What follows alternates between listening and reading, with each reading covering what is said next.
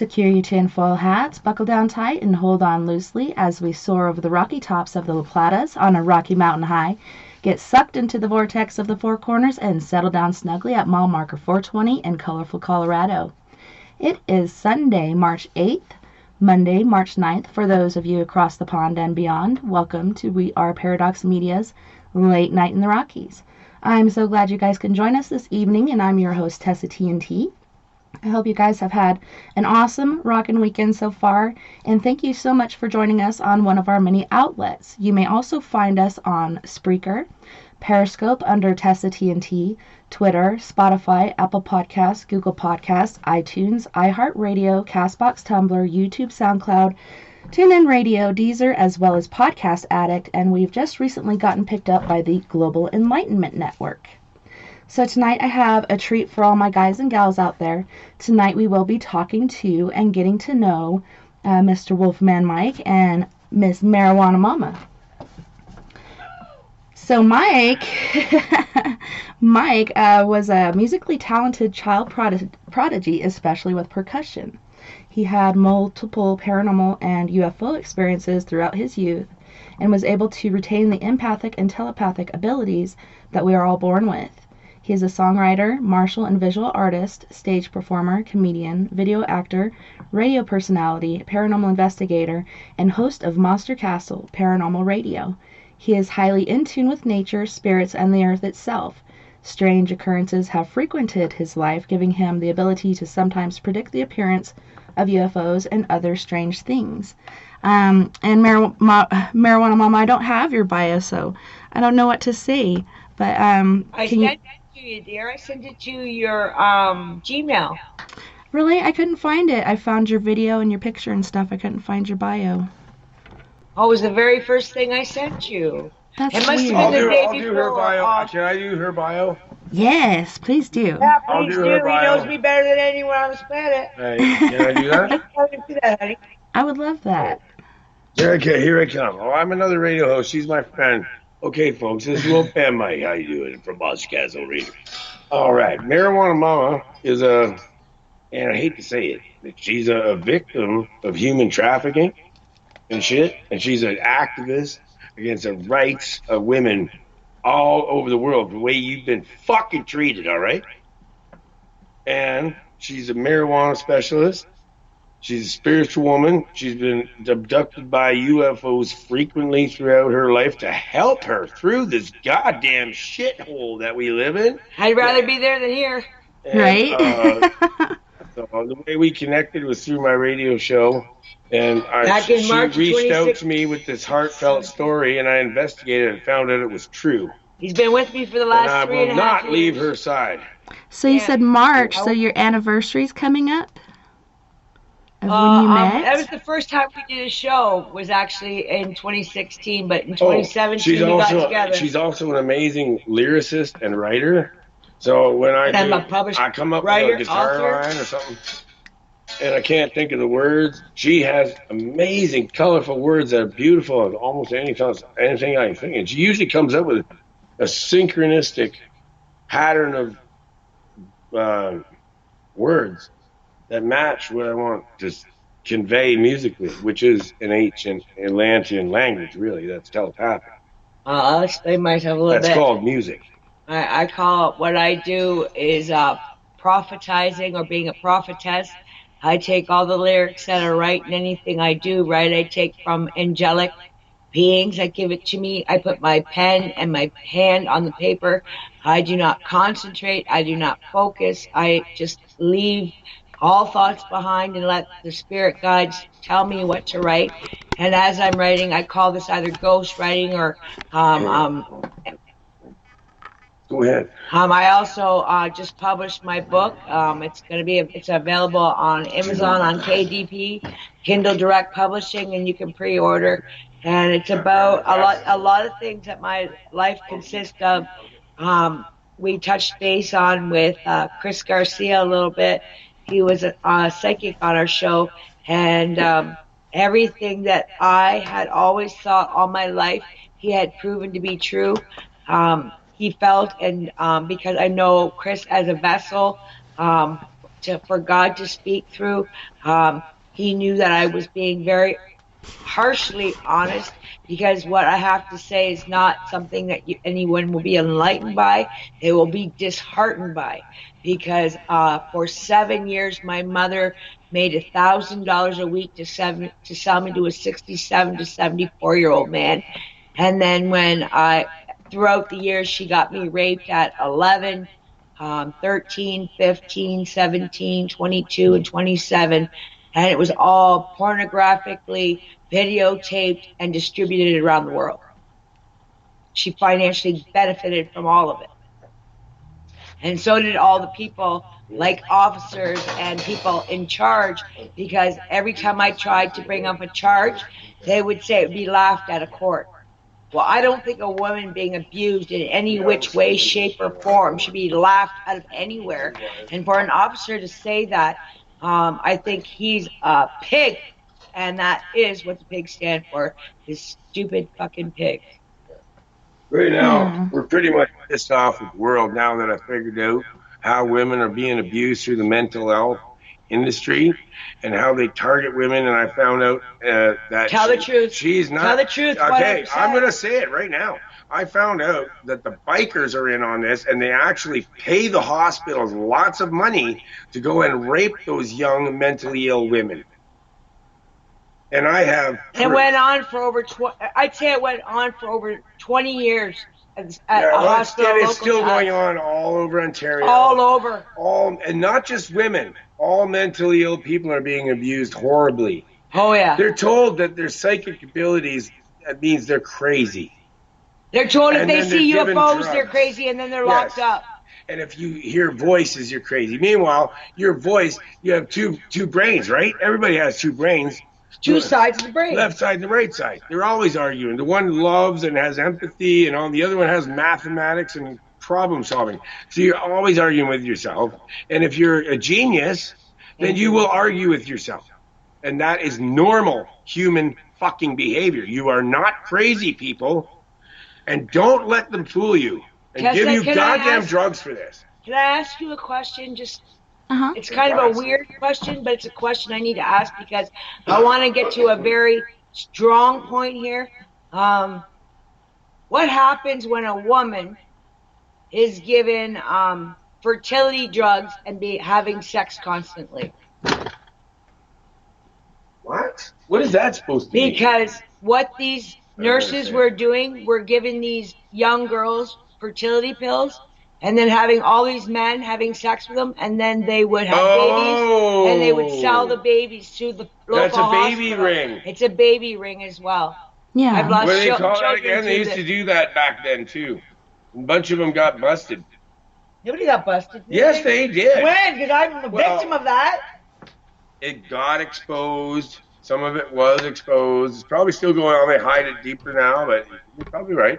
It was exposed at one time. You cannot have it's all over the world. Women. It's a huge market. Millions of dollars to be made by selling babies. Not just babies. And that is a way to do it. Porn is what this is. No, not just that. They're getting these poor mentally ill that they call mentally ill, but they're not. They're really not even mentally ill. I was a healthcare aide. Honey, can I please talk for a second? Yes. They're making these women feel crazy by programming them wrong from birth and telling them that their psychic abilities is crazy. So at the point they lose their psychic abilities and think they are crazy, then they start getting raped and everything bad happens to them. They end up getting just tossed around and slapped around until they pretty much do go crazy. Right. It's a plan. They're doing this on purpose to you people. I want everyone to know this is a big message. I figured it out, and I'm not fucking lying. She told me about this, and Wolfman, don't stop till I get to the bottom of this. I'm a fucking investigator, and I'm a psychic one, too. So no one's going to fucking stop me from finding out what the fuck is going on. I'm sorry, I get really mad about this issue. He's hurt by it. And I went through it. He feels bad for me. Okay, I'm upset because just before the show, I caught a demon attacking her. And this is a personal attack on her from somebody that used to rape her that's passed on. Mm-hmm. And I had 3 times already tried to cast him out of the house, and his spirit keeps trying to come back and attach itself to her. He's the same one that my mother got the money from, and also the same one that paid a 20-year-old man to smash my head in when I was 5, because I didn't know that my mother knew this man was doing this to me at the time. She kept it kind of hush. You're throwing me off topic. They don't know anything about that. You fill them in on your history later. Let me finish what I'm saying. Okay, go ahead, honey. Sorry. And then you can give them the history. Let me finish my point. Please do. So I was able to see the thing finally after years. I mean years. This is about 3 years trying to see because I knew there was a spirit on her. And I knew one day I would catch it and be able to see it in the 4th dimension that it is in. And so I sleep deprived myself for 2 days now to be able to, and I had a few beers and I haven't drank for fucking weeks. So I got myself into that zone where I can see the 4th dimension. Everyone has a different way to do it. I had to do it. I had to put myself in that zone. And then I antagonized the spirit by jabbing at it until it revealed itself to me. He actually picked it up. He actually grabbed it by its shoulders. How would he know that this guy was 6 feet tall? He grabbed them like this. Mike's only 5'5", maybe. And he grabbed him just like he was 6 foot tall man. Like it was him. I couldn't physically see him, but I knew he had his hands on someone. No, I don't know how tall it was. I grabbed it by the throat. And I didn't know where you grabbed him, but it was high up. I grabbed it by the throat. Okay. To stop him. And even if you do that to a spirit, they can't breathe. It makes them feel the same way. I was choking it out. So, I can only do this for so long, and I asked her to grab some salt, and she chased it out behind me with the salt. I had to instruct her how to do it, but we got it out. Threw it out off the roof. And then I asked my angel spirit guardians to fucking take care of it from there. And I got a psychic message back about 15 seconds later, and yeah, okay, we got him. But then it didn't quite work, because when my friend left down the stairs, it went after our other friend Brooke, who just left. It was a young girl, so it followed her home. Yeah, it got it out of your place, but it was still on the outskirts. Yeah, but it followed our friend Brooke home, and that's what I don't like. She's a young girl that I think of as my daughter. She's a sweetheart. She's been off all day today, and then all of a sudden when she left, and Mike said it attached itself to her. No, it did not attach itself. It was attached to you, and I broke that loose, and it did not like that at all. It was very uncomfortable, but it did follow her. Didn't it? I didn't see it attached. Okay, good. You scared me. All I'm saying is it followed her, and it left. So it is gone. It's gone out of my life. I feel so much relief. It's not here anymore. It's gone. Well, I feel a lot of relief. Well, have you guys talked to her? Has she noticed anything different? We're going to connect with her tonight. Well, the thing is, this just happened. It's just happened. And Neil just got back, and he just drove her home. So we haven't even had a chance to even. So I think she's all right. Neil, give her a call. Or even text. Just text her either. Perfect. Just tell her. See if she's all right. Yeah, give her a heads up. See, so my mother, she actually we have. I did. Let me finish my story now. Yeah, I'm sorry. I'm just. So what my mom did was she at 4 years old. This started, and when I was 5.5. This old man would tell me on a daily basis that he would kill my entire family if I ever told anyone, scaring me so bad that I wouldn't say anything. Mm-hmm. So I sat down one evening at the television, had a television for about, 6 months or so. Televisions weren't very popular in the 70s. We weren't a rich family, but we had a black and white television, and my favorite show was Different Strokes. And this specific show was called The Bicycle Man. And the Bicycle Man was a pedophile, and he was taking videotapes of kids. And Arnold and his friends almost got molested, but they didn't because they told their millionaire father, which stopped everything, threw the man in jail. They investigated, and he was in prison. So I thought, oh my God, this is a way I'm going to get out of this. It's not going to happen no more. So at the end of the show, It said, if this is happening to you and you are a young child, make sure you tell someone like a teacher or a parent or someone you're close to. So I had never been close to my mom, but I didn't think she knew about it. And she actually grabbed me by the hair when I told her that me and Tim were having sex. And she dragged me by my hair up the stairs, threw me in a room, and I could hear her talking to him, saying, you better do something about this or we're both in trouble. So she left with my baby brother, went to her mom and dad's house, and left me, a 5-year-old kid, in the house alone. And ended up that a 20-year-old came and smashed my head in about 7 to 10 times until I had a 6-inch gash in my head. And I was left laying there for 3 days before my father came home and found me covered in blood from head to toe. And check the milk. It's horrific, and a lot of us go through a lot of things like that, and some people, you know, take it as an excuse to do things and be weak, and other people take it and make themselves stronger and help others with that. So it's important that you're sharing your story, and I think it's not only good for you, it's good for others. Never been through anything, because this has happened to me. Until I met Wolfman, I was never safe. Never, ever, ever, ever, ever with any man I had ever had contact with. It was always moping, groping, blah, blah, blah, rape, sodomy, whatever it was. But for the amount of times it happened to me, I feel like I saved 10,000 women from this happening to them. And thank God that I've got Scandinavian blood in me, which gives me this gene that keeps me from catching any type of hepatitis. I have a immunity to it, so I cannot catch it.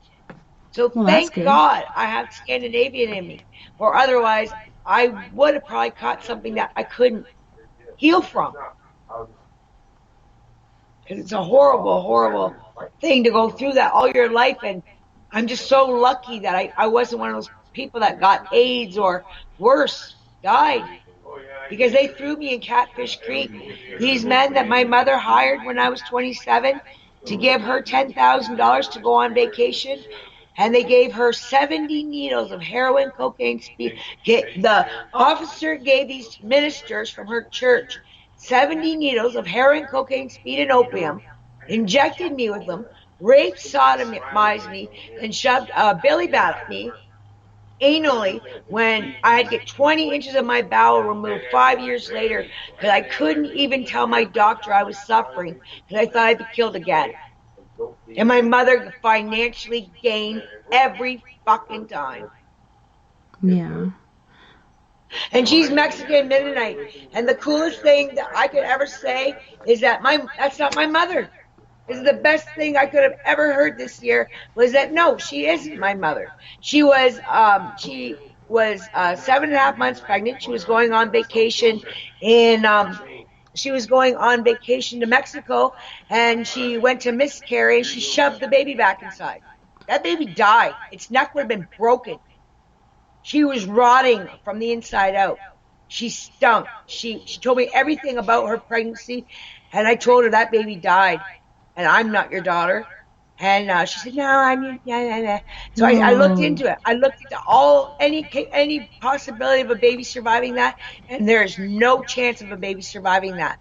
So I asked Chris if my biological father, or who I call my biological father, because he said he was my biological father, told me that my biological mother was in Alberta, and she was a heroin addict during our pregnancy, me and her, and my father's. And she died on my birthday of a heroin overdose. And my dad had to cut me out of her to save me. And I was 7.5 months along, and I was only 3 pounds, 7 ounces. And to this day, my birth date is the date of my so-called mother's dead baby. My birth date is April 4th. My birth certificate for Ontario says April 17th. But I was told by my biological father I was born in Alberta, and my mother was buried in the woods by 100 bikers buried her, and they brought me, and I was called Tiny at the time. They named me Tiny because I only weighed 3.7 pounds. And when they got me to the hospital in Tillsonburg, Ontario, they kept me at the hospital until they found a mother who miscarried or lost a baby. And the doctor that was that gave me to my mother was a Dr. Baloney, which passed away probably 36 years ago. And the doctor that took my babies was a doctor that worked at a local hospital just down the road from the psychiatric hospital where I was being impregnated all the time. So I had 3 kids, 2 girls and a boy, with one biker. And his girlfriend walked up to me one day and started yelling and screaming at me, "Why don't you do anything?" Well, they make you go get shock treatment after these occurrences when they take your baby away to make you kind of forget. But you never forget giving birth. You never forget hearing a baby cry. You never forget the labor pains. And one labor pain is the same as the next. It's hell. And it's horrible pain. And there's no ifs, ands, or buts. It was anything else. And when I asked the doctor to tell me what I was to sign something so that my family would not get custody, I signed the paperwork, and I asked him to not change the records, to keep it so that it said that I had them, just so that I could find them one day. He changed all my hospital records to say it was another woman completely, and all these women that have perfect figures wanted brand babies but did not want to lose their figures, and now they have my kids. And now they're between the ages of 17 and 33. Wow. And that's while you were locked up? Yeah, locked up in a side room, being videotaped while men raped me, the patients raped me, the staff raped me, the custodians raped me, bikers raped me, mafia raped me. Everything under the sun was being paid to a nurse by the name of Debbie, who works at the hospital local to here, and Eileen and Jennifer. They all work at a local hospital, and they worked at the psychiatric hospital at the time. And they all had part in this. Yeah, and there's so many different venues that they're taking advantage of as far as income of money. Loading the fucking cash in the pocket. Yeah. Well, I'm sorry you went through that, but I'm glad that you're still here. Thank you, honey, for even listening to my horrible story. I don't want to break your ears. No. You're such a beautiful lady. Well, thank you. So are you. Mike's just roaming about. But yeah, I went through experiences not as horrible as that. But my roster, dude. I don't know where that is, hon. Did you bring it in the bedroom? Shower? It doesn't seem to be anywhere, man. That's weird. It's on my drum or it's on my head. I don't know what you do with your Rasta hat. Uh-oh. Did the takers take it? How do you want to wear it? The takers took it. Maybe Marijuana Mama's sitting on it. Yeah, I'm a Rasta. Hold on. Are you sitting on it, Marijuana Mama? Pardon? I said, are you sitting on it? Disturbing me very badly. Uh-oh. My secret. It was given to me as a gift by a Rastafarian that welcomed me into the community and said that for a white guy, you're pretty Rasta. Nice. And that's not very easy to get from a black guy. Usually they go, oh, that's white reggae. White reggae. Well, I actually, in honor of Marijuana Mama and all pot smokers out there in the world, did some reggae for our commercial breaks.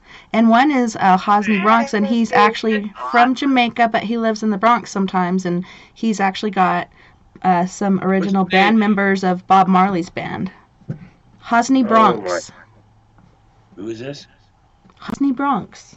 He's an independent artist, and I try to put that music out there, so can you link me up with him? I want to collaborate with him. I need to branch out. I'm trying to start a movement. Nice. I can try. I gotta get a hold of Quest and see what, or you can even Google it and see if there's an email contact out there for him. Sounds great. I actually also just gonna let go.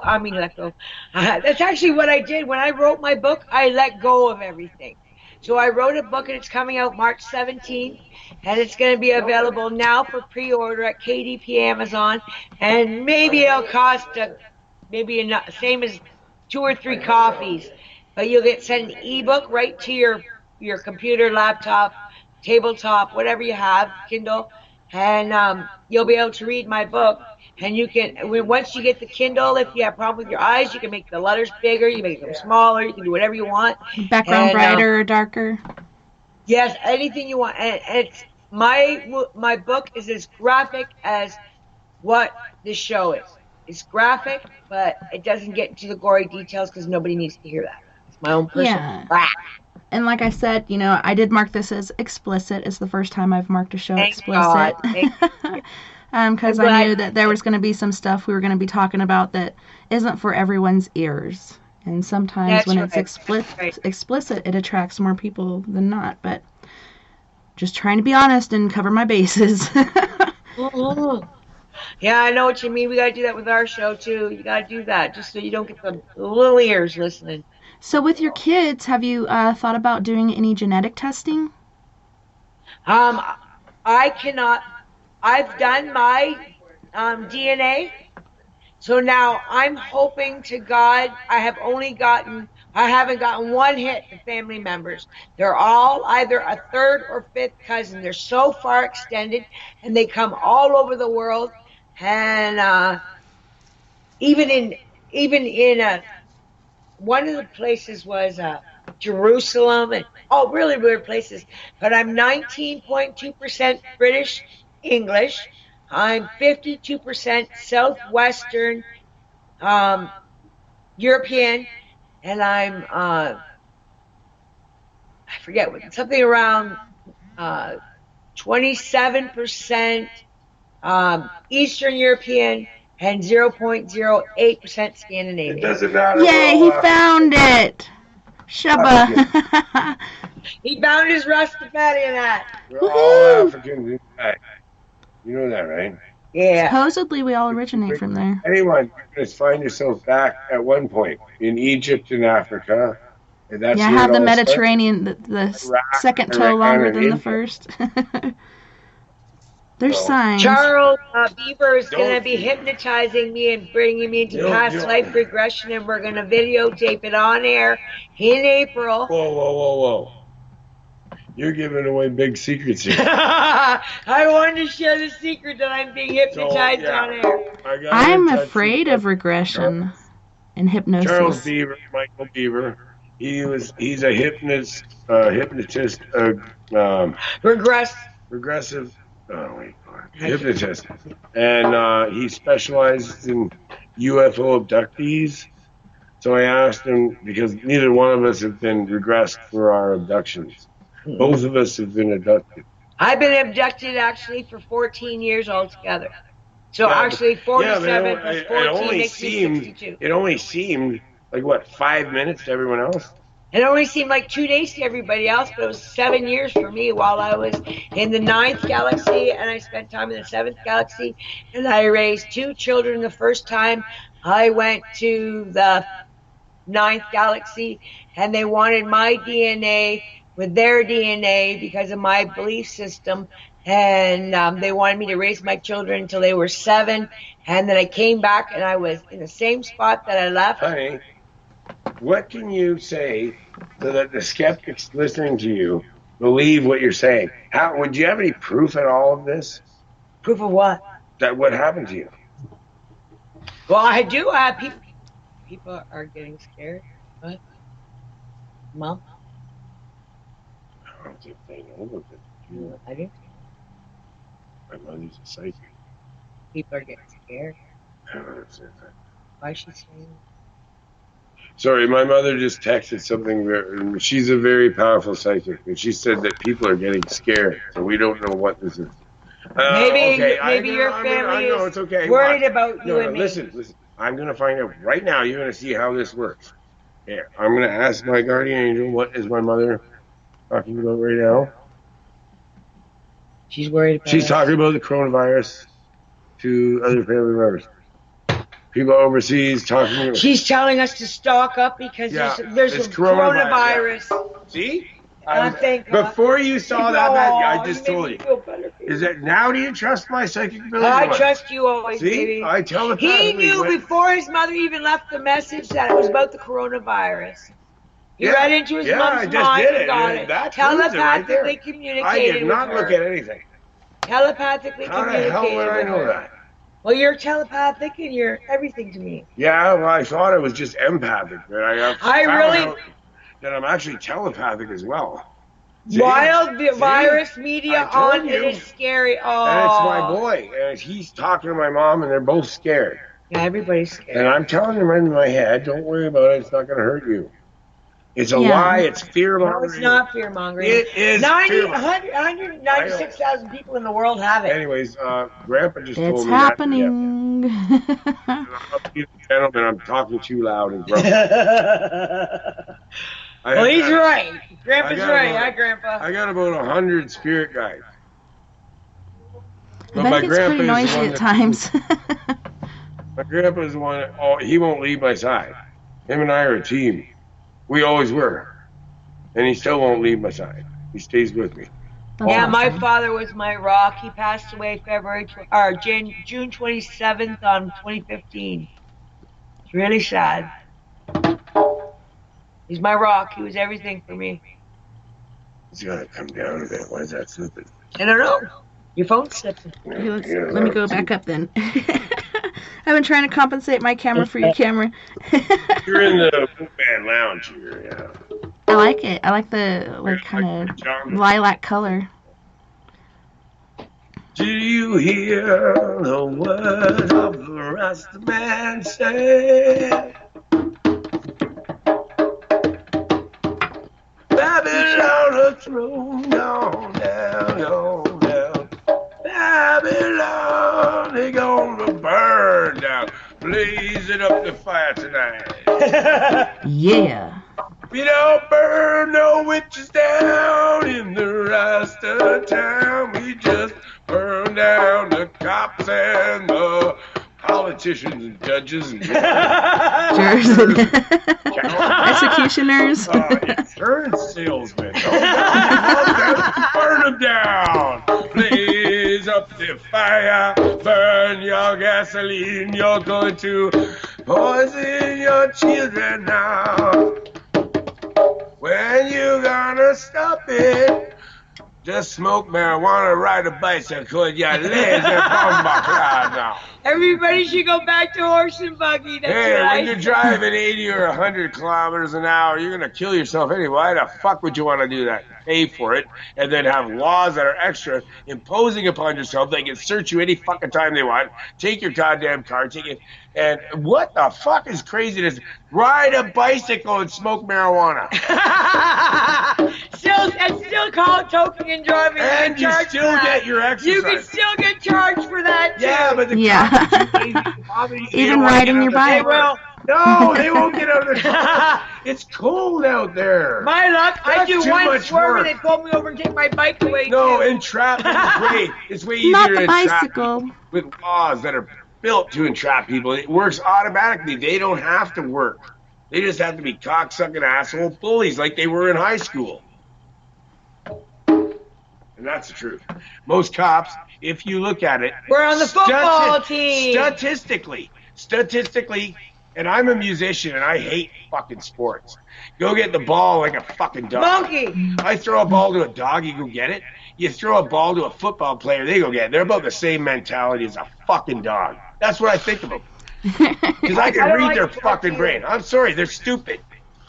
You should remain psychic like you were when you were a kid and care about people. When you care about people empathically, then you maintain your childhood abilities of psychic abilities. Otherwise, they will be taken from you.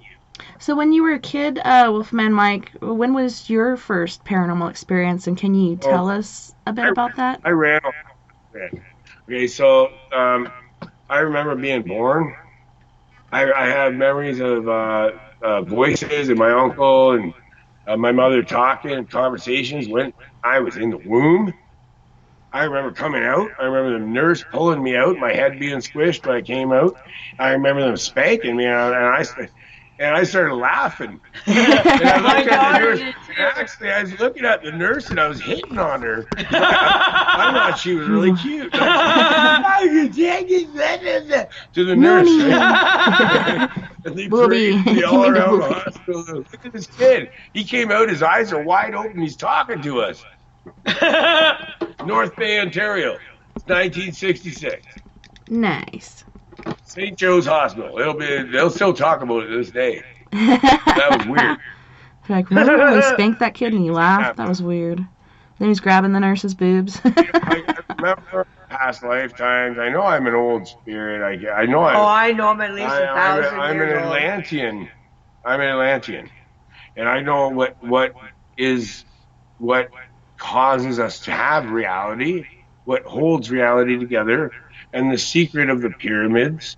And I know what it all is all about and how it works. And I could tell you, but everyone will just think I'm crazy. But when I tell you it, it's going to make sense. It's going to fucking blow your mind. Well, just like the children that I had in another galaxy, they are leaders there now.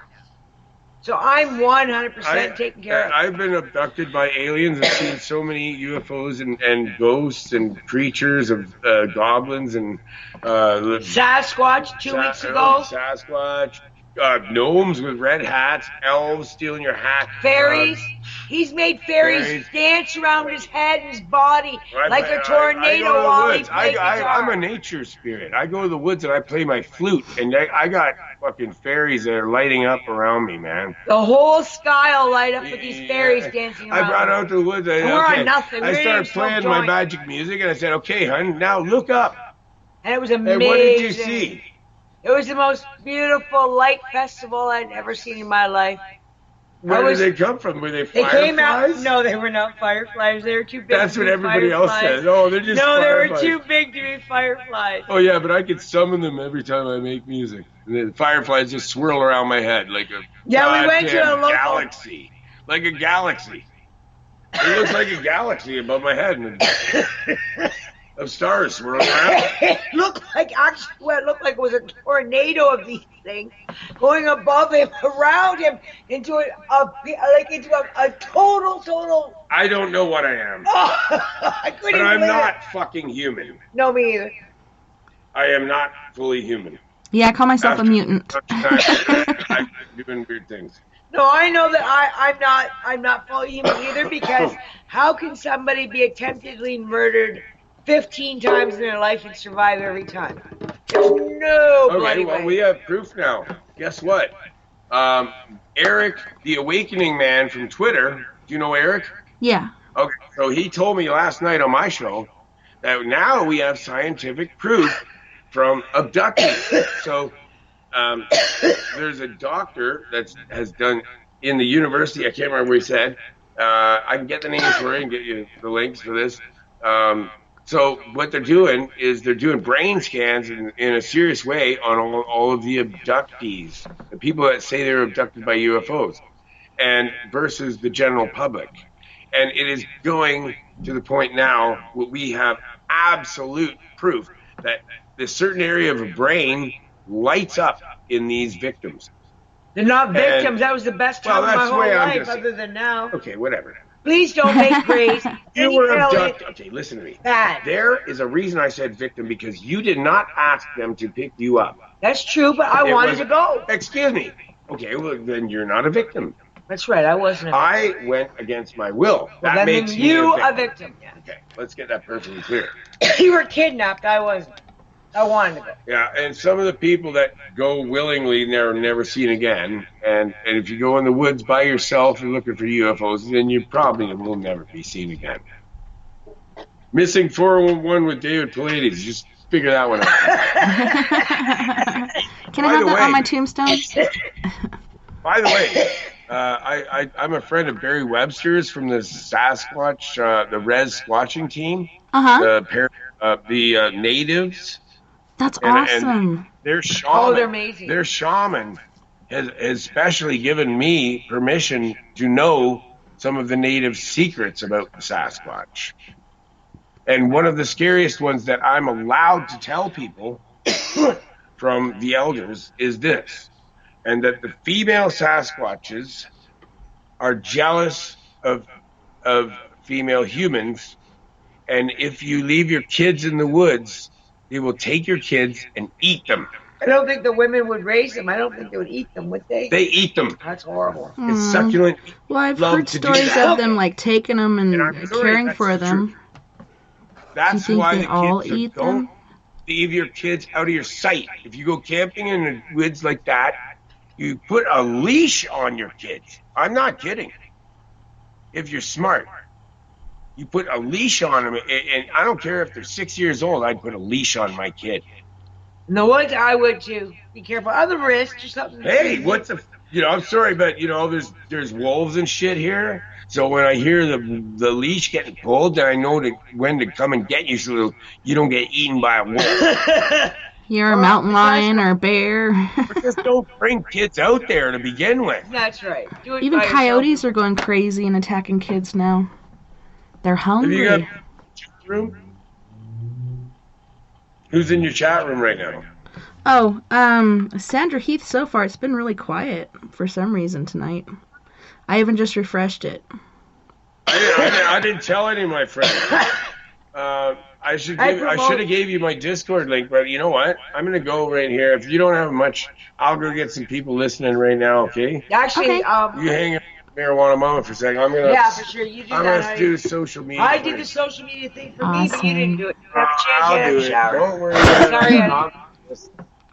It's just that I was in the middle of recording a music, so I'll do this. Don't worry. I really had a hard time with being psychic because every time my psychic abilities kicked in, it was always when something negative was going to happen, and I always predicted it so vaguely, but I had the same thing happen every time. I would have this, what I call is a pang.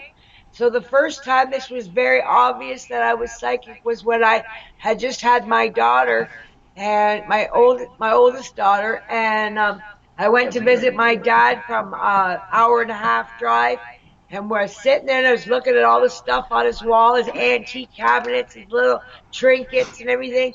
And I thought, God, I'd like to take that stuff home. And I had a little car. Like, why am I thinking this? It's a horrible thought, taking my dad's stuff. And so I said, Dad, I'm wondering something. Do you have fire insurance? He's going, yeah. Why are you asking me? And I said, I don't know. I just had a weird feeling I had to ask you why you had fire insurance. I had left. 5 minutes later, the wall set on fire. My dad fed my 2 sisters and my brother French fries and hot dogs, and then called a fire truck, and it took the firemen, I think it was 4 different tries that night to get the house out, and by the time they were done, it was on the ground. Jeez. Second time it happened, I was living at the same place, an hour and a half from my hometown, and I went to the store. My girlfriend was selling her car, and I told her, don't bring your car home, I'll buy it tomorrow, because she had a for sale sign on it. I was just trying to stop her from getting hurt, and I knew if she went home that night, she would get in an accident. And she was so angry at me that she was leaving at 11. She kicked me out of the store at 10:30 and said, get the hell out of here. I'm not listening to your crap. You're not buying my car, and I'm going home tonight. And I said, but you can sleep on my couch. I just didn't want her to get hurt. And sure enough, she went home. She swerved to miss a bunny rabbit. She hit the gravel. The car flipped 3 times, and she broke her shoulder, her hip, her leg, and she also missed the culvert with her head by an inch. And another time, it was 2 guys the same week. I was talking to them. The first guy wanted to date me, but I said to him, no, I can't date you because you're going to die in a week. Oh. And the second guy, I said... He's like, what a bitch. Oh, yeah, he was mad at me. That later on. Yes, you can call me for readings. I'm in tune tonight. You want to do readings tonight? I'm ready to read. Oh, Wolfman wants to do some reading tonight. If you could, I can do it. We can try it. trying to help people. Skype did an update, so shit's been crazy as far as trying to get calls in here. So I'll have to add them to my contact list as they call in. But we'll definitely get them back on unless we have paratechnical issues like we did last night. I've prepared myself psychically for this, so I can help people tonight. If they want a reading, I can do an accurate reading. And if they have your number on Skype too, they could call you, and maybe you can add them. I don't know. Either way, my number is mine's 1-970-335-9596, and you can give yours out too. So if anybody out there wants a reading tonight from Wolfman Mike, and are you guys going to collaborate on this, or? Yes, I'll collaborate. Yeah. Okay. And Marijuana Mama, give us a call. And my number again is 1-970-335-9596. And do you guys have a contact number as well, or? 226-317-3331 and... Well, actually, no, that number I can't use because that's the line. Oh, yeah, which one are you going to use? Skype call. The States one. Unless I put her on Skype over there, then I can take calls on here. But what I was going to do is turn the Discord on over here. Yeah, so I wouldn't put the Skype on there. Yeah, I'm going to allow the Discord, my fans in. So you're going to have to give the other number? If you want, or I can just take calls. What do you want me to do? Yeah, either way works. Either way works, whatever you feel most comfortable with. Okay, well, let's just see if it works. Yeah, let's see if it works. Let's see what happens. Yeah? I've never been on this end and see what happens. Right? I'm going to try to get somebody to call in, too, real quick here. Just don't mind me. Should work. I'm going to try to get somebody here. So, are you on Discord going to? I'm going to try to send you, Tessa, a link for my book, too, because I'm really trying to promote it as much as I can on all the different social media groups. And the more people that hear about it, the bigger paycheck I get in May. So that would be really nice to start making some of my own money. Yeah, you did send me a link to that, and I can just share that on our We Are Paradox page. That would be dream mode. If you could do that for me, I'd really appreciate it. Maybe you sent me that instead of your bio, because I got your book, but I didn't get your bio. That's so really weird. Maybe I had one letter wrong and it didn't get to you, and I thought I hit send and I didn't. I don't know. I could have did something wrong. Oh, honey, it's your first book. Admit it. It is my first book. Yes, it is my first book. Who'd you go But I was through? published in 1997. She needs help. She's a starving artist. All artists have been prosecuted by humanity. Teachers even. Artists. I had a beautiful voice as a child. My teacher would shove her nails in me. Okay, here my point though is that in school, I mean you take art class, right? Everybody says, "Oh, let's take art class, easy credit," right? And they tell you, right? And even if you know what, they kept all my artwork for future reference to other children as an example of something that you're supposed to fucking think of and do and be creative. But my point here is that I was told, even though I was an amazing fucking artist that everyone respected and you are incredible, I was told I still needed to get a secondary job because that's not good enough. You can't make money off being an artist or a musician. My dad was. They're gonna look at artwork and they're gonna drive to work and get their goddamn petroleum with their credit cards and fucking listen to my fucking music on the way to work, and then don't pay me for it and rip me off and make me work my ass off in construction all my life until my fingers are blistered, till I'm fucking fed up with the world, and I've had it now because I'm smart now and I realize what they did to me and I feel ripped off.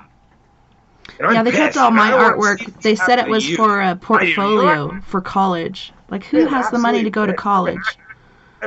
I'm a total activist against children being abused by these goddamn fucking schools that brainwash them, against psychic abilities and music abilities and try to put them down as beautiful human beings that they would have blossomed into. I'm sick of seeing this, and I will not tolerate it anymore. It's war, and I'm a Rastafarian, and this is fucking war. I call war against you Illuminati right now. I'm a psychic, powerful fucking human being. I'll take all the psychics on my team, and you fucking people are not winning. Queen of England, I'll take you too. I am not scared of any of them. Now you're threatening. No, I'm a psychic. I'll take them in their sleep. They can fuck off and shut up. Take them in their sleep. I'm not joking. I know, All the psychics in the world are behind me right now. We know what we can do. Calm down. Tell her your voice. How did I tell you? I just found out how powerful we are. I'm excited. I am excited too. Because my thing about karma is it comes back tenfold either way. Do you want it to come back to you tenfold bad, or do you want it to come back to you tenfold good? I've had 2 stories in the last year of people dying of cancer because of what I feel they did to me. They got it so badly that they died within 3 years of being diagnosed with cancer. 2 people in 2 months I've heard this about. And also my youngest son's father, he actually died of Lou Gehrig's disease, which must be one of the worst diseases you could possibly die from. He was given my kids and he was a pedophile. And so really, karma does come back tenfold bad, and it does come back tenfold good. Now, I prefer link. Oh, I need a link, but where are the camera? Now it's smaller. Yeah. Just turn it sideways again. Turn it sideways. I'm trying to find the link. I'd rather do so. What are we on here? Messenger or what? We're on Skype. And Skype. We're also on Periscope, where people can watch the video of all our shenanigans. Okay, and you're going to do Skype on there too? Both of them? Yeah. How can you open this back up a little bit better? You should be able to just turn it sideways. I think it worked. Yay! There you go. The picture's gone. Oh, I didn't do right. I didn't do something right. We're not on there. That's fine. You just hit that? That's a bad setting. It's a bad setting? It looks like a Wolfman. It is Wolfman. Dude! He's scary. I hate that guy. He's a hippie. He plays guitar. He does drugs. Fucking guy's crazy. He rants at the world like goddamn Alex Jones, or even worse. So just click your camera and then click it again. At the bottom. The camera, hit it. You do it, honey. You do it. It's fine. You don't need to worry about it. I want the camera on. Isn't it? Yeah, because we're on Periscope. Yeah. It looks like it is, but just turn it off and then turn it back on, and there we go. No, that's right. I did not do that to you. I must have done it. No, I was trying to help you as Habib. I am the assistant of Wolfman Mike. He was not here right now. I did push wrong button. I am so sorry. Do not beat me, please. Last time she yelled at me and beat me. I never beat him at all. Ever.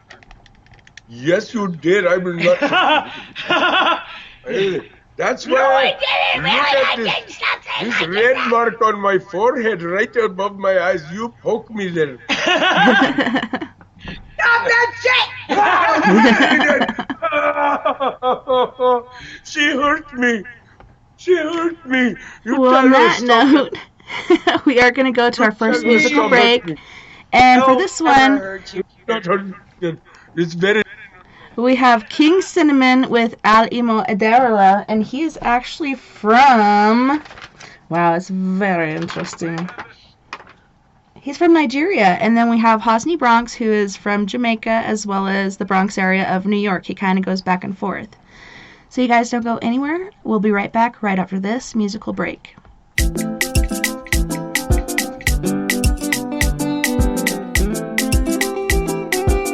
We stop on the Can you get a chineke makwana limo bundenje mono? Can you get on your way makwana limo bundenje mono? Alimo, Alime Kerelo, Alimo, Alime Kerelo, Alimo State, Alime Kerelo, Alimo, Alime Kerelo, Alimo State, Alime Kerelo, Alimo, Alime Kerelo, Democracy Kerelo, Ndime Kerelo, Alimo, Alime Kerelo, Alimo, Alime Kerelo, Alimo State, Alime Kerelo, Alimo, Alime Kerelo, Democracy Kerelo. Ndi me meriela o Emeka marama making head ya Ebere marama Over no marama Yes lady marama Her excellency Emeka hit your hammer Emeka hit your hammer Omenka unanya hit your hammer Omenka unanya wa Emeka make him body mouth Emeka make him body mouth Emeka put on no boy oh yeah wa wulenu Emeka put on no boy o come at him we me wan put Emeka make him body mouth Emeka make him body mouth ndem jejemba nwan jejemba ndem jemano deputy governor Imo State Chilike Gerard Ronna Ikaraka Wokoma Dima Porabo deputy governor Wele Deregema Alukuta Deregema Alimo State Deregema Ala Nigeria Maragema Onye Jemano Stanley Wamuche Karaka Stanley Onye Babamba President Good Life Foundation Shirike President General Senate Group of Companies President General Financial Matter Karaka Alo Were Diregema Alambise Diregema Alimo State Diregema Ala Nigeria Maragema Onye Jemano Franklin Neji Shirike Meme Arabido Hotels ABC Transport Karaka Alo Were Diregema Alambise Diregema Alimo State Diregema Ala Nigeria Maragema Uchonya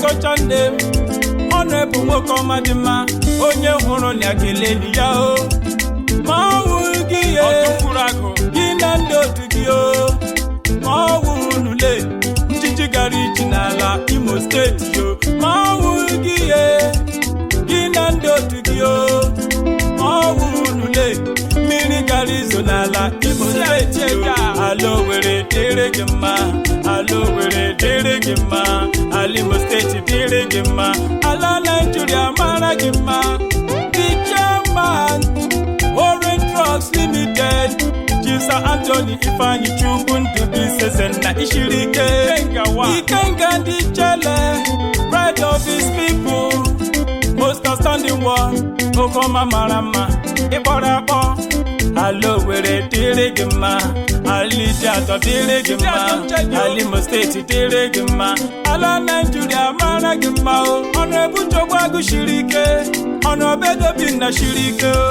Jere Labosa Shirike Ochukwu Kereke Shirike Okahube Shirike Injinia Beninaji Shirike Onyoma na construction Wokoma Dima Ikaraka Onye Shiwore Hebowarani Dejemu Imarama Wokoma Dejemba Wokoma Dima Ikaraka Wiz Popule Ibo Felamo Onyoma na Pito Akana Kumpa Ikaraka Eziwa Mama Stanley Diriwa Wokome Dejemba CEO Lisabe Ventures Ikaraka Democracy Merielo Ndime Merielo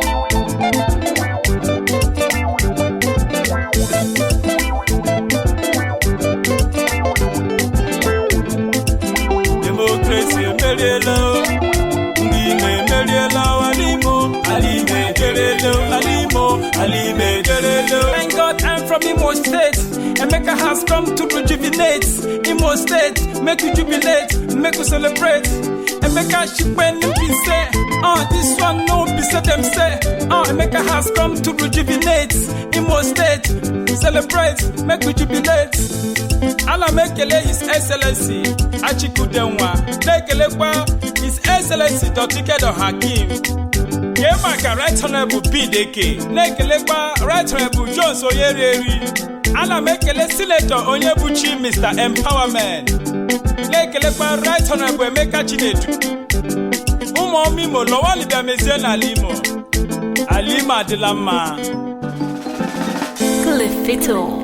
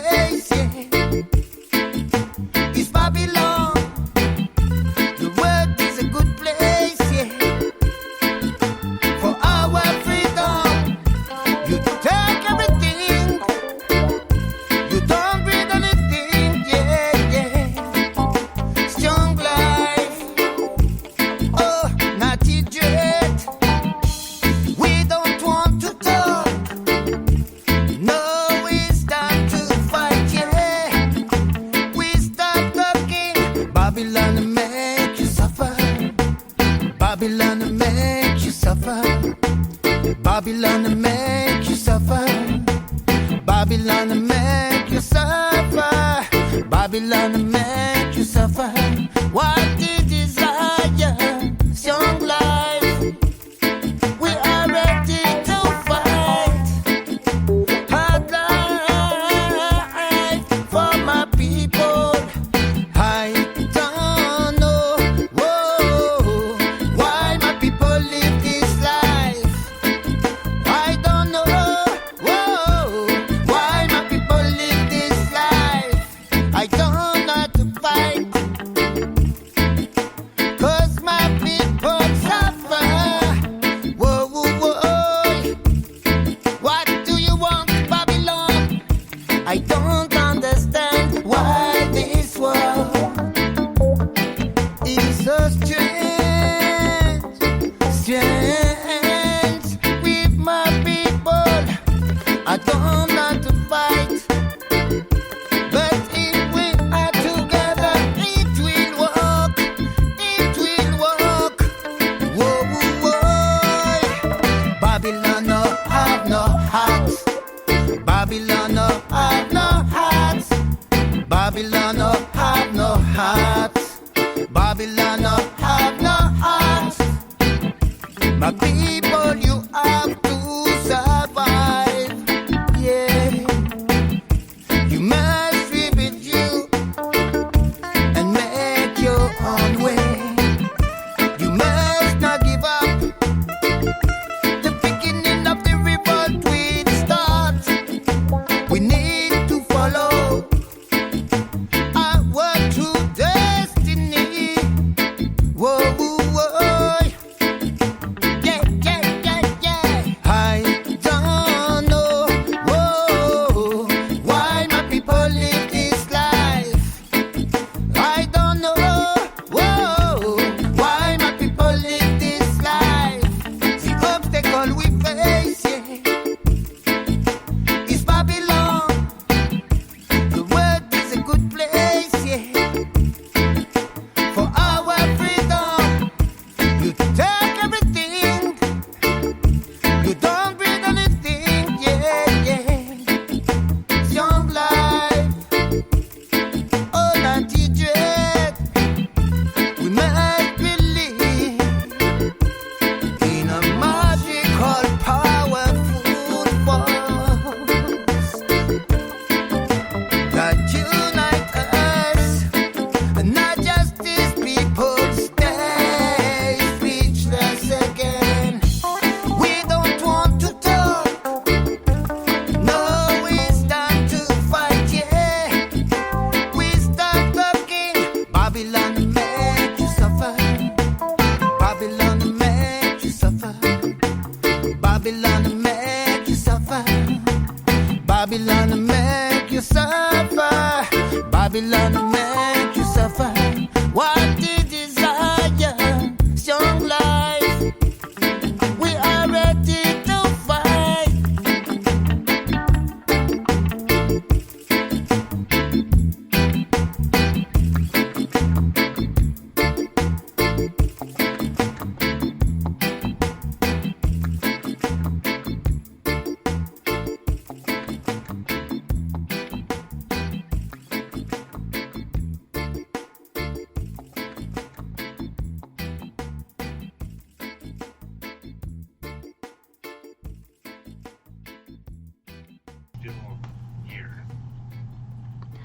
Welcome back, and thanks so much for joining us tonight on We Are Paradox Media's Late Night in the Rockies. Tonight we are joined by Wolfman Mike, and Marijuana Mama.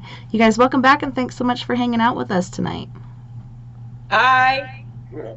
I'm just here to teach you people. If you don't want to listen, I don't give a fuck, really. I'm sick of coming back. I really am. Hopefully this is the last time I come to this shithole called Earth, or even this dimension, for that sake. The only thing that keeps me sane is Rasta music and positive vibration, positive people that make music. And if we all do that together, we can beat this. That is our only hope out of this, or the Illuminati are going to win. We can beat them with music. That is the language that will bring all peoples, all countries together. All the churches and everything need to combine forces and create one religion. Churches are a lie. That is the Illuminati. I don't want anything to do with churches.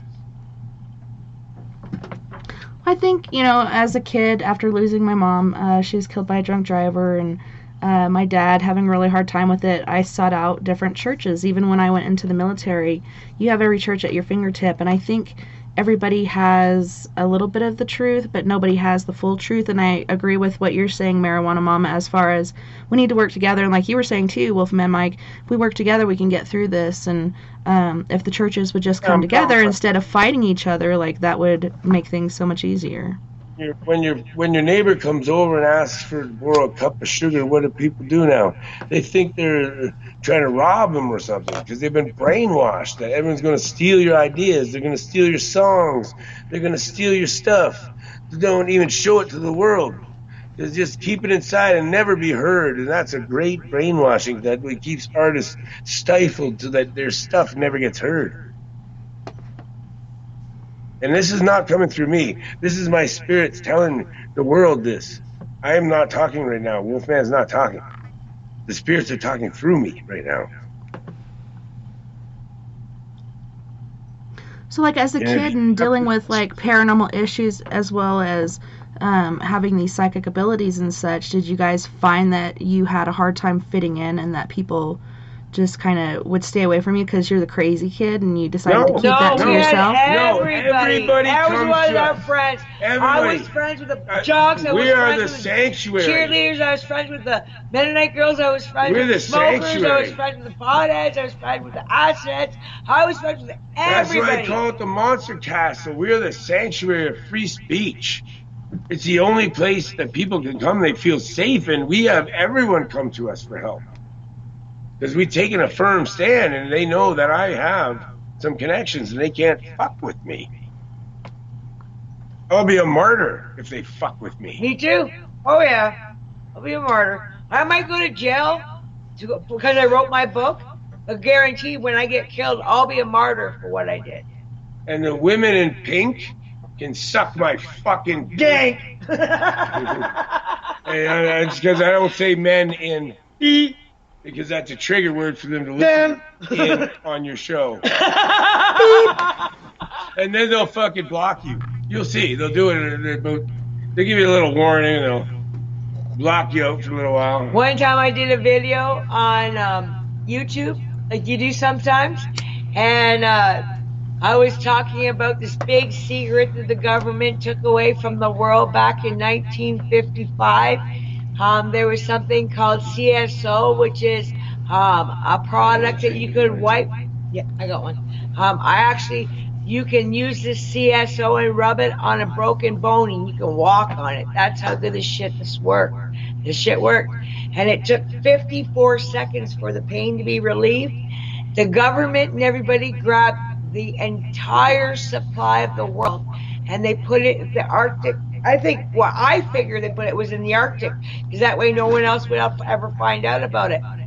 But I delved real deep with my little alien friends helping me after being awake for like 36 hours. And I finally got the secret of this product called CSO. And now you can get it at, I think it's called painfreezefree.com or something like that, and just look up CSO and new products and you can buy it right now. And I seen people that were full of arthritis that couldn't walk and are wearing wheelchairs put this stuff on and actually be able to walk like they were 20, 30 years younger. It was amazing. Nice. And then all of a sudden I seen this little soldier man show up in the corner of my screen, kind of like giving me a warning that I should have kept my mouth shut. It was hilarious. What are you going to do?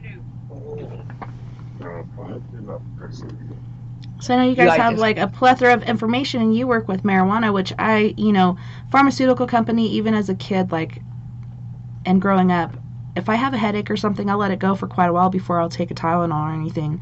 Yeah, me And all too. these- I won't take Tylenol. I won't take ibuprofen. I won't take cough syrup. I won't take any over-the-counter medications at all.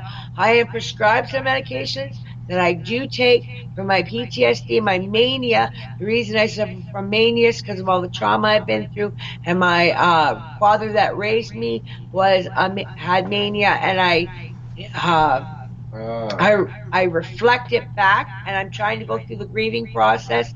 It's been 4 years since I lost him, and I still feel like I've got to go somewhere and get that all out of my system, because he had 4 different types of 4-stage cancer.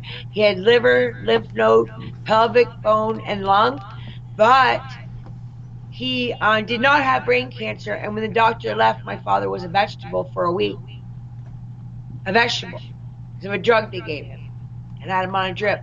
And he couldn't even take a baby aspirin without not being able to drive.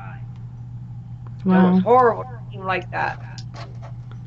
But, marijuana is just, recently, within the past however many years, been discovered as, actually it has really good medicinal qualities. Even hemp has supposedly even better CBD than marijuana. Amazing. I actually suffered with sciatica for probably about 7 or 8 years. Then what I did is I bought CBD from the LPs, and the bottles would usually last me about 3 months, because I would find if I took a big dose as soon as I got it and then didn't take another dose, that one big dose would last me 48, 72 hours sometimes with no pain.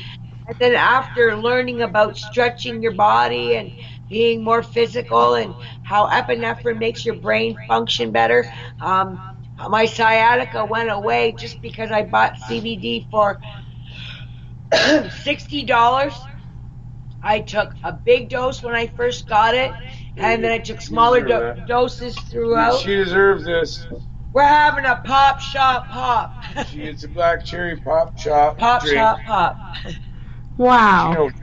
I don't drink. I barely ever drink. Where do you guys live? We live in Ontario. Euphoria. Woo! I love it. Wow, that's California? cool. You're in California? Colorado. Hey, I was there, woman. This Back is Scott. in 1990. West Scott? of the Rockies. You are on the air. Yes. Wow, Scott I Brewing love Company. It. I love it. Wow. Oh my God, I love that. Amazing. That goes with the name of my band that I'm starting. Actually. Nice. Yeah, this is a company here in Durango, Colorado that brews its own beer in Euphoria. It has tea in it? That's total Green Jester material. It actually has, here it said, I saw hemp or something on there earlier. I can't find it now. But yeah, it's really good. Oh, so shout out to Scott Brewing, Euphoria. I love it. Well, hey, cheers, girl. Cheers. Everybody. Let me open mine. Everybody at the same time. Let me open mine first. I just opened mine. I haven't opened mine yet. Great idea. Let's all have a drink. Cheers to the world and the galaxies beyond. We're not drinkers, eh? Oh, no, we're doing the Belgian cheers. Oh. Ooh. Belgians cheers. She made me do Belgian cheers. Wow, that's a good one, girl. I know. How'd you know that? Little angel told me, your grandma. She thinks she's Mennonite, but I know that her family. I know I'm not Mennonite. All Mennonites come from the same territory in Belgium that I come from, and the DNA proves it. Actually, his mom looked into my DNA, and she says we are exactly the same DNA. And the language is Flemish and German is same. Because we I moved can over understand here her, and she can understand me. About a little while before they did. So and they left Belgium around the same time. So and went to Holland and stuff. So their dialect is the same freaking one that we speak, and that's just weird and creepy. And that's synchronicity. That's weird. So my mother and her can speak, and our Flemish is the same as her. Low German. They call Low German. It's goddamn Flemish, all right? Yeah, it is. It is Flemish. You know, labels and such. You are from southern France and Belgium, your people. I'm not France. Yes, you are. You're from southern France. I'm from British, northern English. No, Northern France, your language proves it. You can understand my grandmother's dialect. That proves where you come from. It just proves I'm smart. No, don't you understand? Europe has all these specific little spots where they have a dialect at a certain time. And you can pinpoint it. So if you can if your Low German matches... I kann sehr gut verstehen, was Sie See, it's really... Can you move the camera down just a tad? Just a smidge? Pardon? Can you move the camera down just a smidge? Yeah. Oh, yeah. Sorry. Yeah, because you guys... Yeah, there we go. That's better. You guys were like hugging the bottom of the screen. It was cute, but... Oh, I see where the thing is now. It's there. So if I click this way. Okay, down a tad again. Well, we don't want you to see like our crack pipe and our fits and everything. We don't do I any of can't that see stuff. that. Okay, there we Don't worry go. about it. He's making jokes. My God. I'm a You comedian, joker. too, you know that.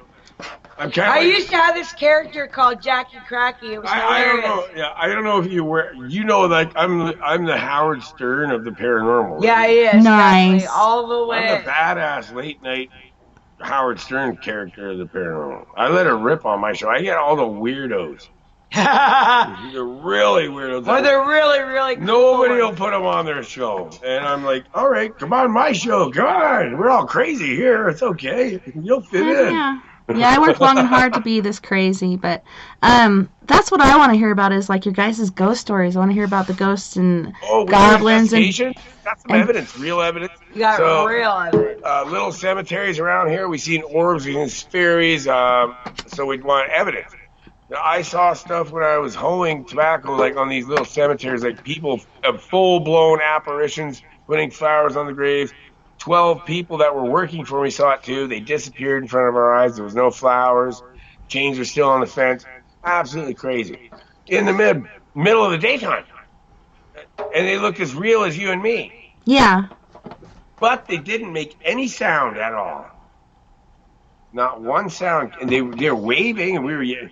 And you can, if you talk to somebody, you can hear it a mile away because it's all flat land here, right by the lake. So I knew there was something weird going on, but I didn't want to tell anyone. I wonder if anybody else will notice. People come walking down the street in 1800s clothing, and they thought it was some kind of ritual or Sweetheart, something. I'm scared. No, that's weird, man. I am actually scared right now because you just made me think of something. Remember how you said you'd seen the guy that did this to me when I was a child? Yeah, I saw Well, that. look at this. When I was pregnant with my son Michael, he showed himself to me as I was coming back from the bathroom, and he went like this with his finger, like to come to him, like this, and that is just traumatizing me right now. The reason Yeah, I'm I've playing just my seen drum is because it drives away evil spirits. I'm glad. Just keep playing it. So I'm just going to As keep in doing it. sage, I burn that right now. And I just did an exorcism tonight. So if I keep beating my drum, they will not come back. They'll stay away. Because they know how I am at it.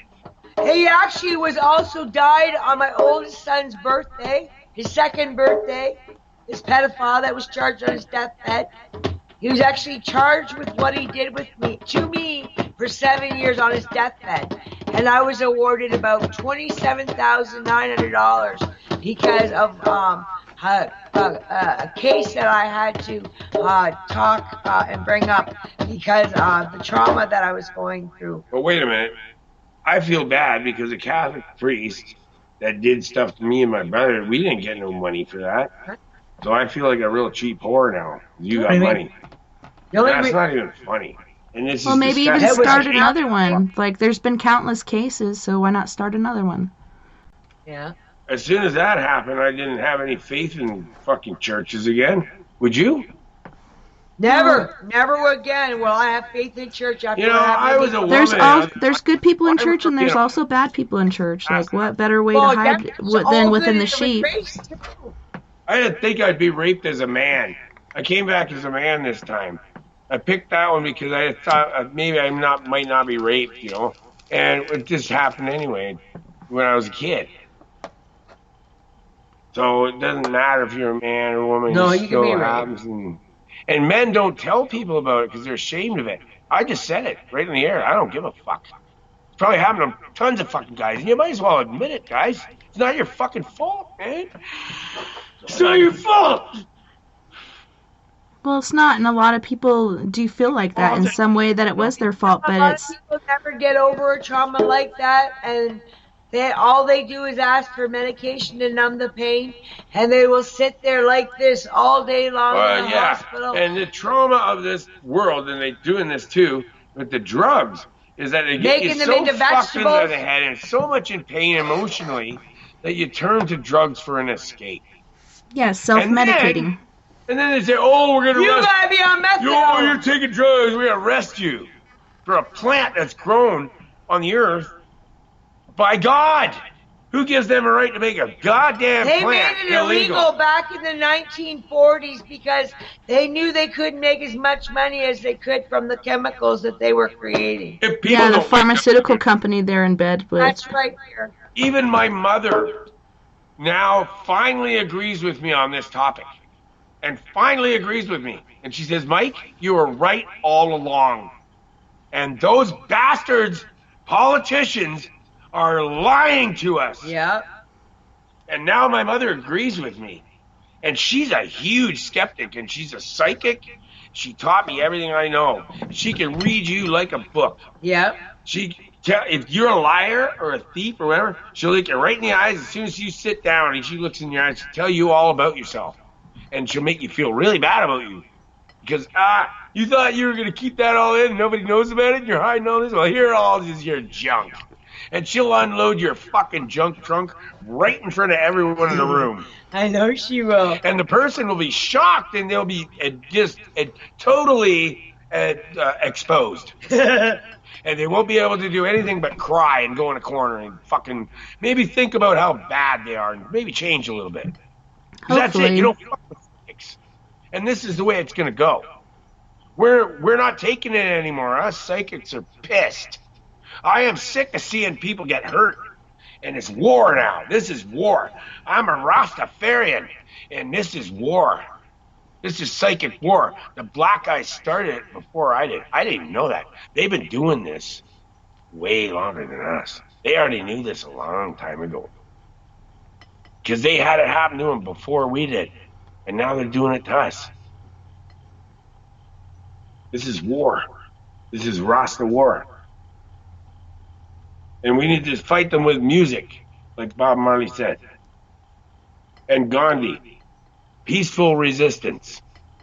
And me and Mike both found out who we were. Passive resistance. Passive resistance. Just don't do what they say. If somebody tells you to jump off a bridge, it doesn't mean you gotta go do it. Just because somebody offers you $10,000 to hurt somebody that was supposed to be a good friend is not worth losing your soul over. Nothing is worth you losing your soul over. You don't do evil for your job to make money. Money is nothing compared to your spiritual power. Well, money's the root of all evil. I would rather be broken on the streets than stab a friend in the heart. Or hurt a friend the way I've been hurt. Jah will provide you the energy you need. Jah. You get energy from the stratosphere, from the sky. From the air, energy in the air. It's the all vibrations. All of us with this deep-rooted connection to our past know that right now in this existence we are pretty much in a matrix. And we are all just vibrational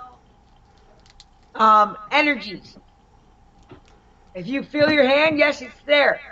But really, so is the table, so is everything. We are a vibration. Everything has a vibration. Some people run on a very low vibration. Some people run on a very high vibration. Me and Mike are at all times at a very high vibration.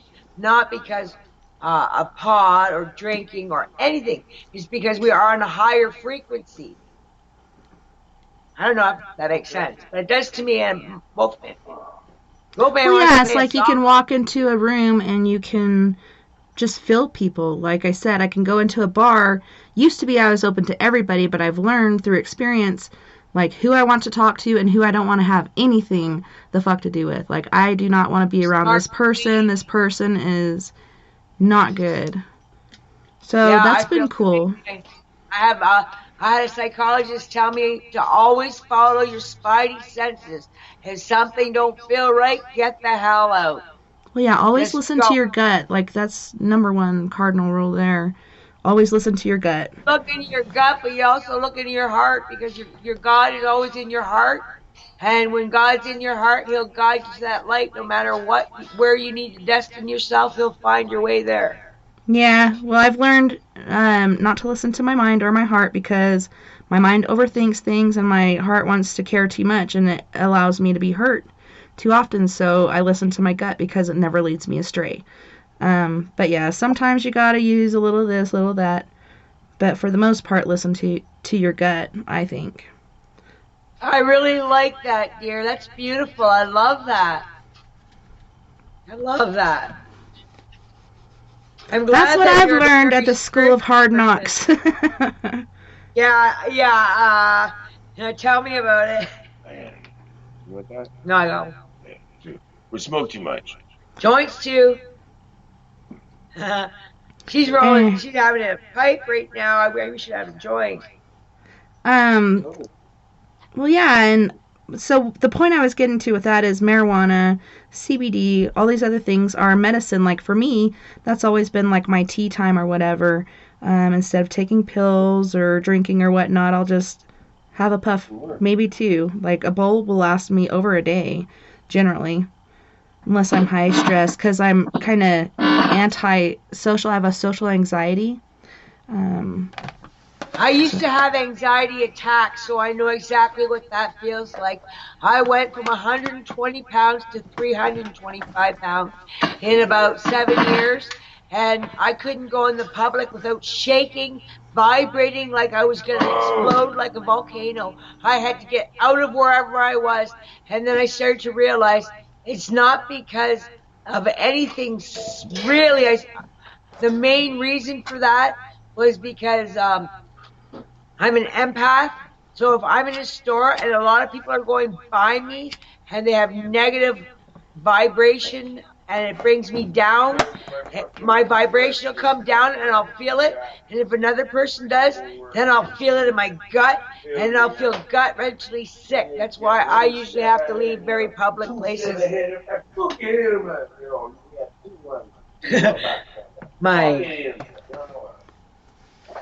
What happened? You hear me from a full joint?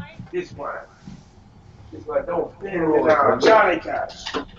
So, it's interesting how that happens, though, and that shows that you are... So I have these Mexican musicians coming in like a mariachi band. Is that okay? Sure. They are midget. Sweet! Okay? Yes, that's very okay.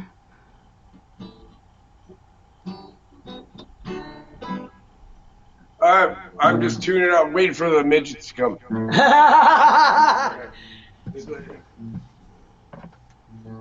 Yeah, I've been with approximately 15 of the 30 licensed producers in Ontario, and I've been licensed ever since the first day that it was allowed to be legal in Ontario to grow. I was licensed on September 27, 2016 to grow in my home, and the lady actually got to call me and tell me that I was the first one to be able to get my license to grow in Ontario. Nice. It's an honor. Even my license number is the same code, so it helps me every time I need to do anything. I've got the code as the date of my license. Nice. It's wicked knowing I was the first one. Yeah, I've never been licensed to grow because here, as a Colorado resident, you don't really have to unless you're going to be selling your stuff. Tessa, how yes. can my fans find the link to this show? Here, let me message it to you real quick. Yeah, but that don't help me because that's on a cell phone. I can't take that link and put it over there on my other computer. There's so many different places to find it. Right now, they can watch us on Periscope under TessaTNT. TessaTNT. Mm-hmm. Or if they just want to put their listening ears on, you can find us on Spreaker, iHeartRadio, wherever. But we are Paradox Media. Okay, Paradox Media. Paradox Media. We are Paradox Media. We are Oh, that's right. I remember now. We are. Paradox Media. I wanted Paradox Media, but I had to add the We Are to get the name because Paradox Media was already taken, I guess. Haven't found it. Somebody's just holding on to it. At gmail.com. Yes. Or no, I shouldn't tell them that. Is it .com? Spreaker.com. That's where the chat room is. We are Paradox Media, Spreaker.com. I don't know if that's the word. Spreaker. Yeah, we got Spreaker too. Oh, yeah, I some remember. people That are would like, be what? Spreaker.com/we are. I know what it is. I know how to get there. We-R-Paradox-Media, I think. I have a Spreaker account too. But it should pull up as soon as you search it, like in the little search engine there. We are Paradox Media. In the search engine. And it's an old black and white, because for some reason I really like those. Oh yeah, I love them too. It's really funny though. My father buried money in his backyard, and he wanted to tell us about it in 2 weeks from the time that he left the hospital, and he died a week too soon. So he got $150,000 undug from his backyard from the people that bought his house. Oh, and I was shit. supposed to buy his house on the Monday morning, and my brother sold it out from under me Saturday, and he got less money for it than I had offered. He did it on purpose because obviously he financially benefited from that too. Well, if you were buying it, I mean, he'd benefit anyways, right? Yeah, he would have, but he knew the money was in the backyard. So he's making deals with Buddy instead of paying his sisters. That worked. I was right. No? Wait a minute. Oh, shit. Didn't work. Didn't work. Uh-oh. Spreaker dot. Okay. Who's the person, the owner of the Spreaker account? I need that. Before the name of the show? Or? No, just, if you could do the little bubble thing, the magnifying glass, We Are Paradox Media, it'll pop up with the planet and the antenna on it. You have it in there? Okay, that thing there. And you gotta know how to do this. Just be in here. Wow. No? No, it's not there. I thought you put it in the Skype chat. Oh, I'm just trying to. All right. It's all right. They'll find it. They'll find it in. I don't know where she is now. Oh, she just sent it to you. How do you get to that picture? Should be in here. What? Hit that. She just put it in the screen. And then you hit that on top right in there. That should be up. Nope, nothing in there. She just put it to the screen. Oh, Hold on 1 second. No, you got your glasses on. Okay. I would have done it. Anyway, they will find it. My fans are smart that way. Try to find it on Spreaker. Well, I gave them enough information that they will. Yeah, they'll find it. The ones that really want to listen will find it. Do you have archives, Tessa? Yes, they're on. Oh, it was up there and it went back up. Yeah, I sent it to you and Mike on Facebook. Perfect. Where? Right there. Messenger? Okay. Oh, that's okay. Messenger. I'll try it, but that may not allow me anything else. So what was the most, like, influential paranormal experience you ever had? Like, what did you see that made you know, like, this shit is really for real? Or experience? Well, are you asking me or her? Well, her, because you were off the screen. Her first, then you. I wanted to make her see you again. Yeah, put your screen down a little bit. Okay. Screen down. Yeah, it's there you go. There you go. Okay, thank you. Mm-hmm. So, my story happened last April 4th, which is my biological birthday. I was on the reserve, and I got my medicine, and I went driving away from the reserve, and I went down Botkin Line, and at 4772 Botkin Line, there was a blue car exactly like mine. Maybe mine was a Mitsubishi. I think this may have been a Nissan or something like that, but the exact same color of sapphire blue. And I seen a girl in the front seat shaking with her hands chained to the steering wheel, and then all of a sudden she engulfed in flames. And I looked it up this year, and there was actually 2 dead bodies in the back seat of that car, 2 young men, and they all got burned up and died there. So I was in my car, and before she really burned up, I thought maybe I could help her. But I thought, that car's got gas in it. If I go over there, I'm going to blow up too. Then I was in my car, and I ended up going into the 9th galaxy again, and I raised another 3 children, 2 girls and a boy, and I was there for another 7 years, and that was April 4th. I came back on April the 11th, and or April 10th, and on April 11th I was hospitalized because my thyroid had went from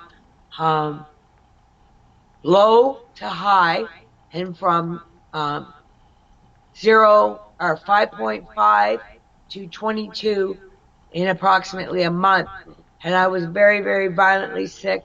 And then I all of a sudden appeared back in my car coming back from a beach. That's about a 2.5, 3 hour drive from here. And I came into town, and I was not arrested, but I was put in an ambulance and drugged with drugs that I was allergic to for 3 months. And I held hostage in the hospital.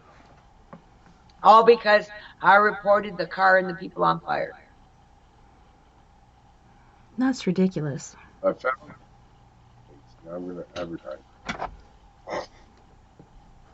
Yeah, you're advertising it. Oh, that's a big one. Yeah. Yeah, and they finally found the chat room. Woohoo! Can you please change my name to Wolfman Mike instead of Jack? I'm sorry. That's like the second time I did that today. It's no offense. Where did I put that? That's awesome. I love it. I'll tell you right now, I can talk like the Wolfman Jack, and can you dig it? Oh, We snap. are. Oh, yeah. That's probably why, because I used to listen to him. What's this show? I grew up listening to him too, and Elvira and all them. This is where we are. Paradox. You know what a paradox is? No, neither do I. But we are Paradox Media. Don't dig it, baby. All right. Should take that clip. There's a Wolfman Jack clip. Yeah, there's a clip. Yeah. I do voices and shit for cartoons. If anybody needs it done, I can do pretty much anything. You even sound like Art Bell. Igor. Or maybe something like a hunchback. Or I could also be. I could be Elvis Presley. Thank you very much. Thank you. What they're talking about? You don't look anything like Elvis. Still drink too much vodka, you fucking idiot. You're starting to look like potato.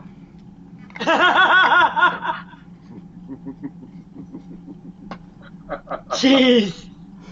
Yeah, I can do voices.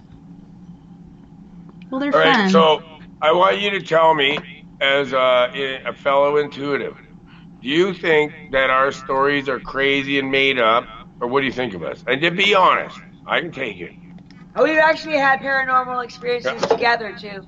I actually have a website with proof on it and pictures of stuff that we took at a cemetery that will blow your socks off. We have a YouTube video where we went to a local cemetery, and you can Anyways, see the let her answer her question. Okay.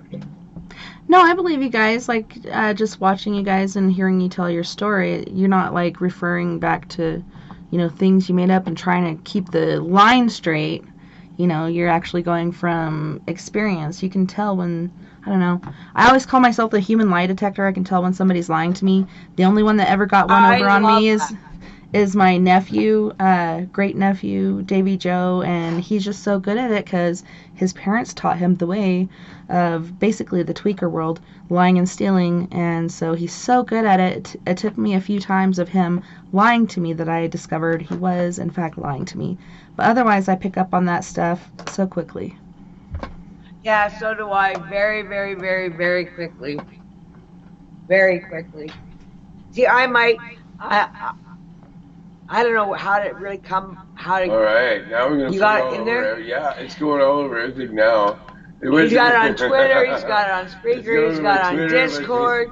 Oh yeah, it's going everywhere now. Facebook? No, not Facebook. I don't know if you're doing Facebook. No, I'm doing Twitter next. I did my Discord. That's. Well, we should have done this before. No, my Discord is my big one. I got most followers there. Actually, since Wolfman got this thing off my back, I feel like a 10-ton brick has been taken off my head.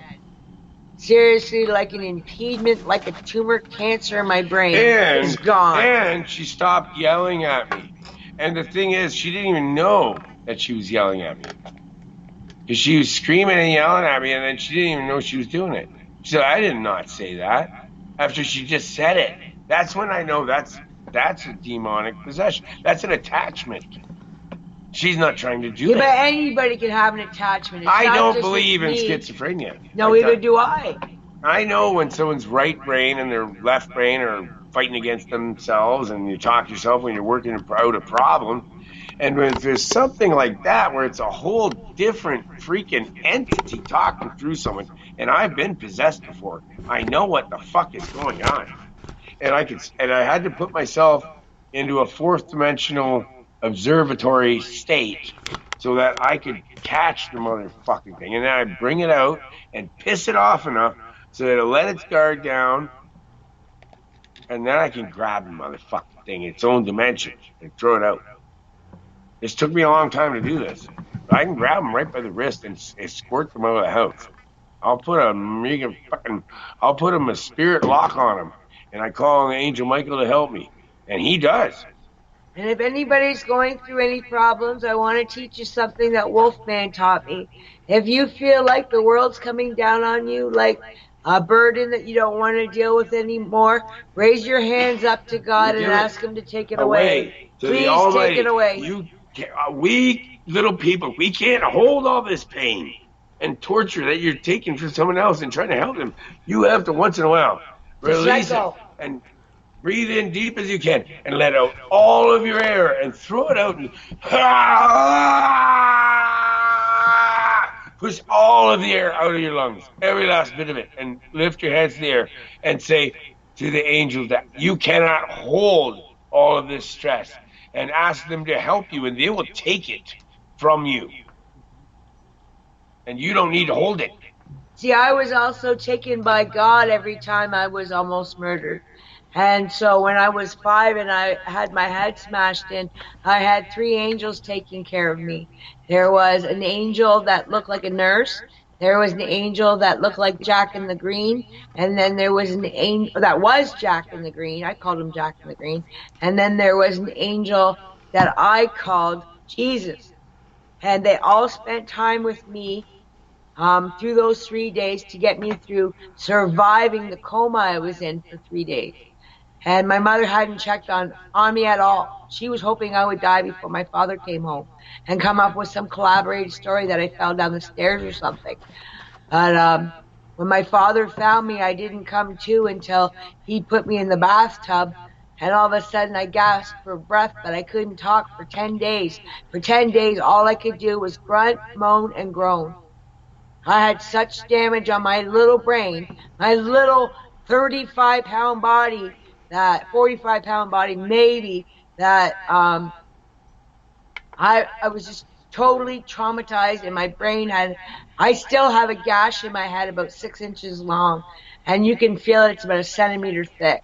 And the gentleman that did this to me was 19 years old, but he admitted it to me when he was around 33, 34 years old. And you know what I said to him? I said, I forgive you. And you know what he did to me? He tried to kill me with PCP in my car, in my heater core, put it in the heater core, and then he decided that I was going to drive away and kill a bunch of people in the car that I was racing in. on PCP thinking I was God himself and that he would get away with attemptedly murdering me, let alone I survived that too.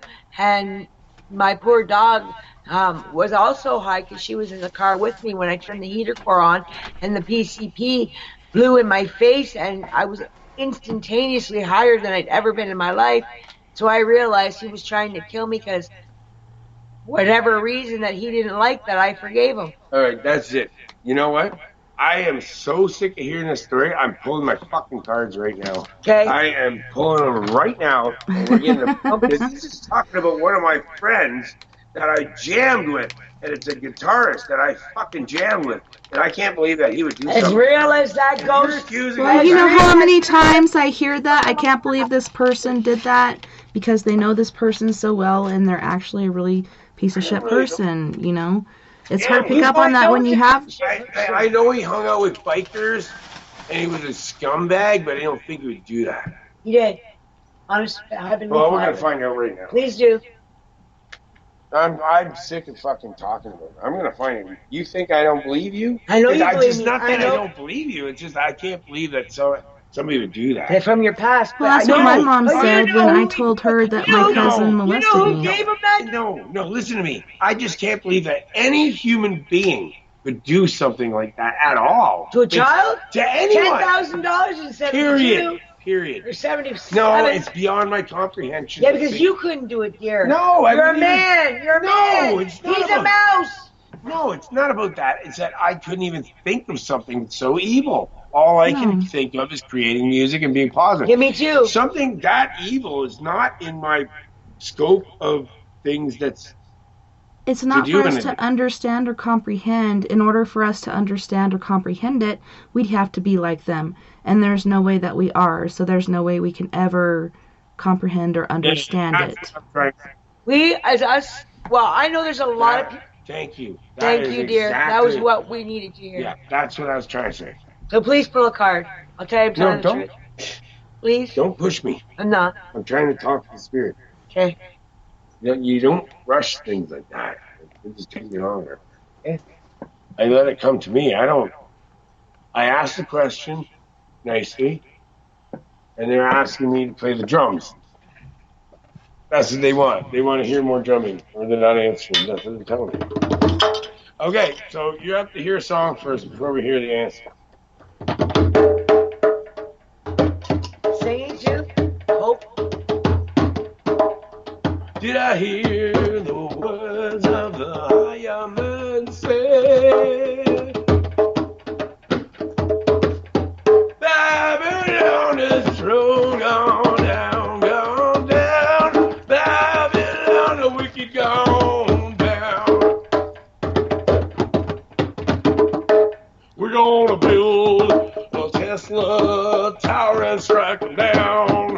Find their hideaway holes. Take out Illuminati and lizard freaks and strike them down. Take them before they take us. Then they're gonna fly nowhere. They got no soul. They just gonna test. Just a fucking test. Love it. They got no soul. They not going home with God. That's why they're so jealous. The Illuminati got no souls. That's why they take the gold and make it into white powder. Live for thousands of years and enslave you. They ain't got no soul.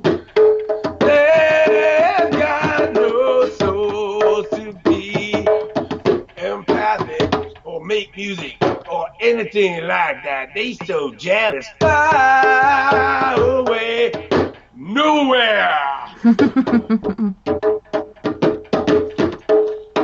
The rest of us people on earth, we are eternal. Tell you where we gonna go. Fly away home. On right on in. When our work is over, we gonna fly away home.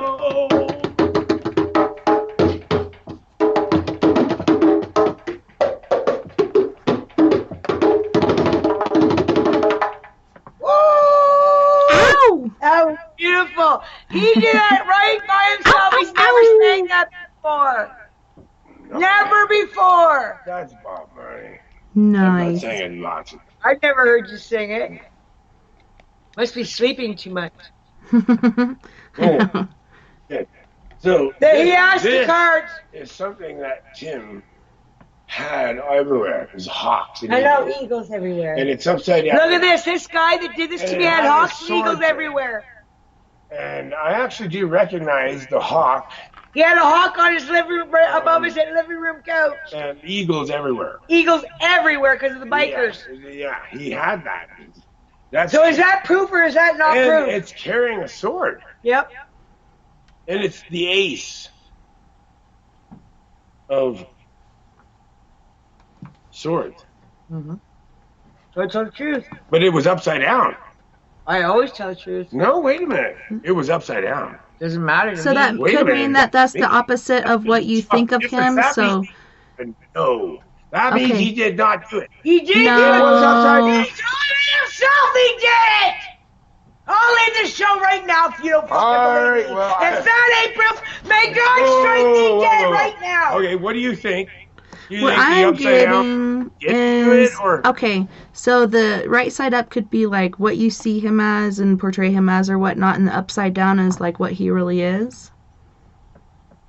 Okay. Yeah, from the underground. Because that definitely is him. The card I pulled. Yeah, you're like it that's is- him, but it's upside down. So that's the And it was him you upside down. see and know from the Oh, outside, he's but a that's deceiver. the him. He's a deceiver. He is a deceiver. He lied to me about. He deceives everyone about. He pretends to be something he's not. He like he Evan- pretends he's nice and he's really not very nice. Evan in the I get chat it. room said, "Stop yelling and calm down." Grus Frabra. Yeah. Breathe in through your nose, out through your mouth. Yeah.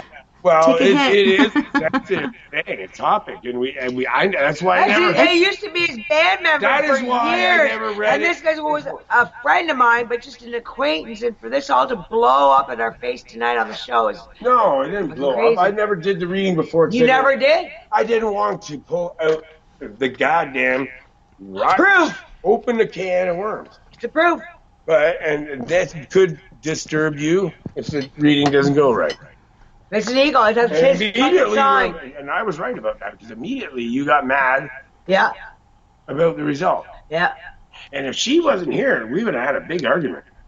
Doesn't matter. I the thing is, she put the point through to your head And that it that's could what- show her as him as the underground piece of shit. Yeah, but thank you for being a mediator on this one, honey. And then, that was an awesome job because I couldn't have done that without you. So you helped me do the reading properly. And she's not. And the other person that said, And now I believe you. and the other person that told you that he gave him the PCP, he provided it to him because he wanted me dead too. Both your band All right, members. well, anyway, it all seems What'd you crazy. do? I used to think that she was lying to me until I found, and I'm an investigator, and I won't stop until I find out the truth. Yeah. What did my sister tell you And about? then- yeah, and that's the thing. I've interviewed people and stuff, and talked to doctors, nurses, policemen, and everything about this, and put two and two together, and found out that most of her stories have a big degree of validity to them. There's evidence supporting her in not disagreeing with it. Actually, I can't say there's solid proof. I ain't All never lied. the only evidence I found supports her story. And I've never changed my story once because I don't lie. I always tell the truth, and your That's story the never truth. changes when you tell the Don't you truth. worry. Well, that's I so love you. true. But you guys, I hate to interrupt, but we do have to go to our second musical break. And we have Hosley Woo! Bronx. God, I need music now. Yeah, So do I. Hosley Bronx I from like the laugh. Jamaica. Can't wait. I hope it's reggae. It It is. He is originally from Jamaica, but also hails from the Bronx of New York. He goes back and forth. And the first one's called Free Child. And the second one is Dance as a Lion. You guys don't go anywhere. We'll be right back right after this musical break.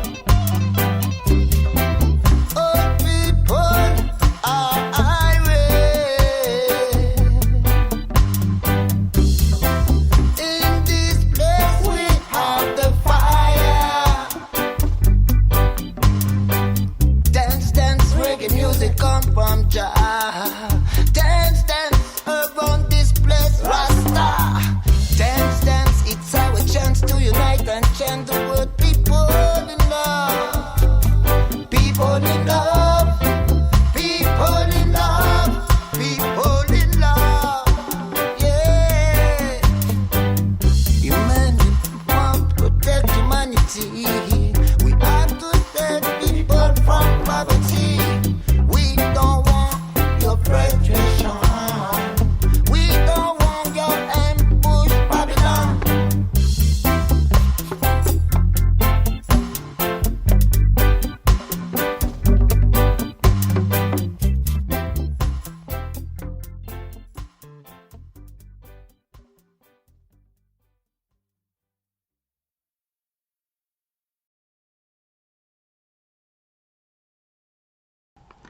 Welcome back, and thanks so much for joining us tonight on We Are Paradox Media's Late Night in the Rockies.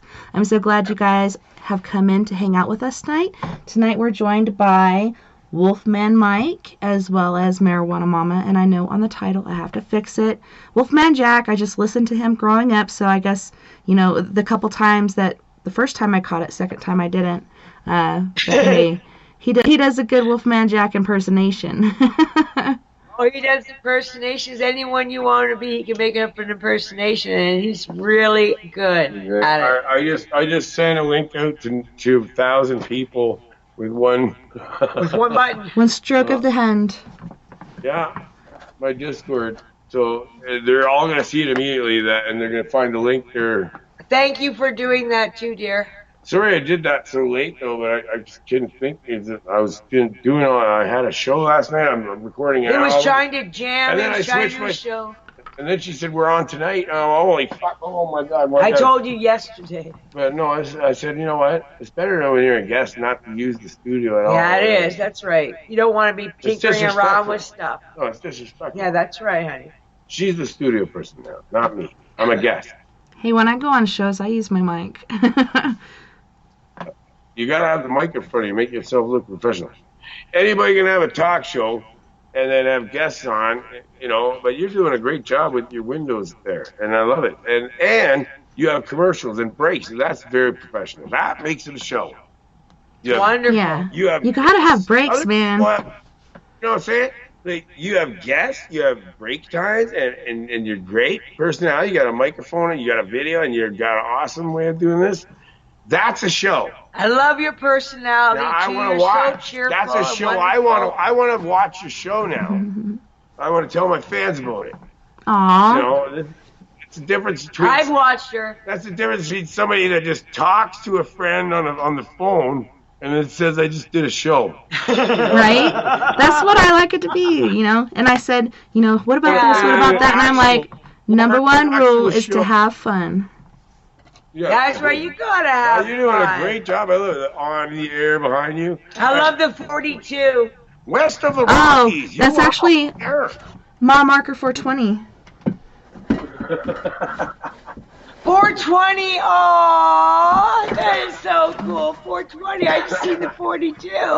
Yeah. That is wicked time. It's in Burrito. I love how you decorated. Yeah, I papered the walls and everything. You did a great job. I got my Beatles sand painting over here, and my Bigfoot crossing sign, and my T for me. Wow. Yeah, I got all kinds of stuff in here. We have Bigfoot here now too. We seen one about 2 weeks ago in an open field, pointing towards the sky, and it was completely hairy, and it was three of us out of the four of us in the car seen it. Oh, we got to give a shout out to Chad from Discord. He's got the biggest paranormal thing there, man. That's Red. I think it's Red Politics right now. Used to be the MK Ultra one, but Chad is awesome. He's an awesome host on Discord. I hate to interrupt, but do you guys know this Get in the Corner podcast person? Yeah, Yuck Nasty's my buddy, man. Me and Yuck are very good friends. Close, very close. So he's got a very sarcastic personality, because I'm just like, what the fuck is this guy saying? I almost knocked him out. I don't like to astral travel, but I'll astral travel and kick him. Never mind. I'm like, what? Travel. Hey, Tessa, I got something to tell you. I also have this thing where I can think, and this is real funny that you're in Colorado. Is just the other day I told my sister that I can teleport at any time, and it only takes me 1 second, and you won't even know I'm there and back. And she goes, "How can you prove that?" I said, "I'll come up with the logistics, the latitude, longitude, and everything of where it is." And I said, I gave the latitude, I think it was 70 something, and the longitude was 40 something. This is weird shit. And all of a sudden, I said, I drew a picture of the mountains, I drew a picture of the snow, I drew a picture of the road and the city, because I was there once. And I didn't believe it. And I took all a of a globe sudden, out. and we took a globe out, and it was Denver, Colorado. And I looked it at was the right in numbers. the mountains. The numbers that she wrote down, and her sister even checked it. Googled it even. Yeah, and it actually was a coordinates, and it matched Denver, what she Colorado. was describing. Ooh. And we've done this 3-4 times, and she's accurate every. I drew an island. I didn't believe her at first. I thought, whatever, you know. I'm serious. I didn't believe her, but statistically, she's been. I've been right every time. 3 times in a row. And then another time, I said that I just drew a picture of the Atlantic, an ocean. I put ocean, and then I put a whole bunch of waves, and I just didn't have no land, nothing, just water. And then I put in the coordinates. I look it up, and it was the Atlantic Ocean. And then another time it was, I think it was Hawaii or something. Oh, let me tell you something about the Atlantic Ocean, okay? Okay, if you tip a globe to look at Antarctica from the bottom of the globe staring downwards, there is only one fucking ocean, people. There's no Pacific, there's no Atlantic, it's one fucking ocean. It's all Atlantic. It's because it's on each end of the continent. Atlantic, Atlantis, Atlas, Exactly. Atlan. I know the roots of words from Jordan Maxwell. He taught me this. So it just means the whole globe. And Atlantis means they were global civilization. That's what it means. No one's going to find Atlantis because it's the whole goddamn planet. And that's where it is. I know what Atlantis was. I remember it. I was there. And it's the whole planet. And it was a golden age where everyone loved each other. We were all telepathic. We didn't need to talk to each other. We didn't need governments. We didn't need to steal Well, or it cheat was or like lie. a psychic Everyone illness. looked after each other. And it was all about music. That's what I remember. I feel like I remember a time where there were people on hilltops and how they would raise these blocks that they would move miles and miles and miles, or with these trumpets that were given to them by what they called angels at the time, That's which were how we aliens, formed the blocks. which were how the blocks were formed, carried, and moved. With music, and the sand With just, music. Yeah, the sand just went from the ground, and when you make that, and I could show you a demonstration of how it works. But if you intensify the vibration of the frequency of the shape you're trying to make, it will force this shit to really compact and actually turn into granite. So the desert is a perfect So place I actually think we were smarter to back then. construct granite blocks from scratch by using vibrational pattern, cymatic frequency manipulation of matter. That's the best I can describe it. It's scientific. It's very simple. And it can be demonstrated through cymatic. And now it clicks to me when I was seeing those things, and I remember how we did that back then. Because I remember this. I do remember this. Can you tell Tessa and everyone the story about when you... That's how we made the pyramids. We made the blocks out of sand. It just went shh, and they formed blocks, and then we just went, and then we turned this dial up of thing, and it would make them go, and they would almost melt together, and that's it. It's like, and that's it. With sound. Just with sound. Yeah. Just with sound. Can you tell Tessa the story when you burn up all the wires in your grandma's basement? Holy shit, okay. It's a deep Wow. story. Ruh-roh. Christmas distance here. Okay. Get over here, this honey. is You gotta the be in the true story, video right? here, So, baby. Let's turn this down a bit. I'll take this by my nose. Yeah, you can do whatever you gotta do. Oh, that's only got 20. All right, so All right, Wolfman here. So what I did on the carpet, I'm walking on the carpet like this, and I'm on mushrooms, right? So I'm freaking out on mushrooms as a 16-year-old walking on carpet, and I noticed the static electricity, right? And it's zapping me and stuff. And I thought, well, that's weird. So what if I keep doing this and charge myself up? And I keep walking on this carpet and rubbing my feet on the carpet over and sliding them against this. And it was cat fur in my grandma's basement. And it's rubbing on that shit. And then feeling it. All of a sudden I could feel it in my body. Somehow through the mushrooms, it triggered a thing where I was able to, like a human capacitor, store and feel it. And I didn't have to walk on the carpet anymore. All of a sudden I just sat back down on the couch.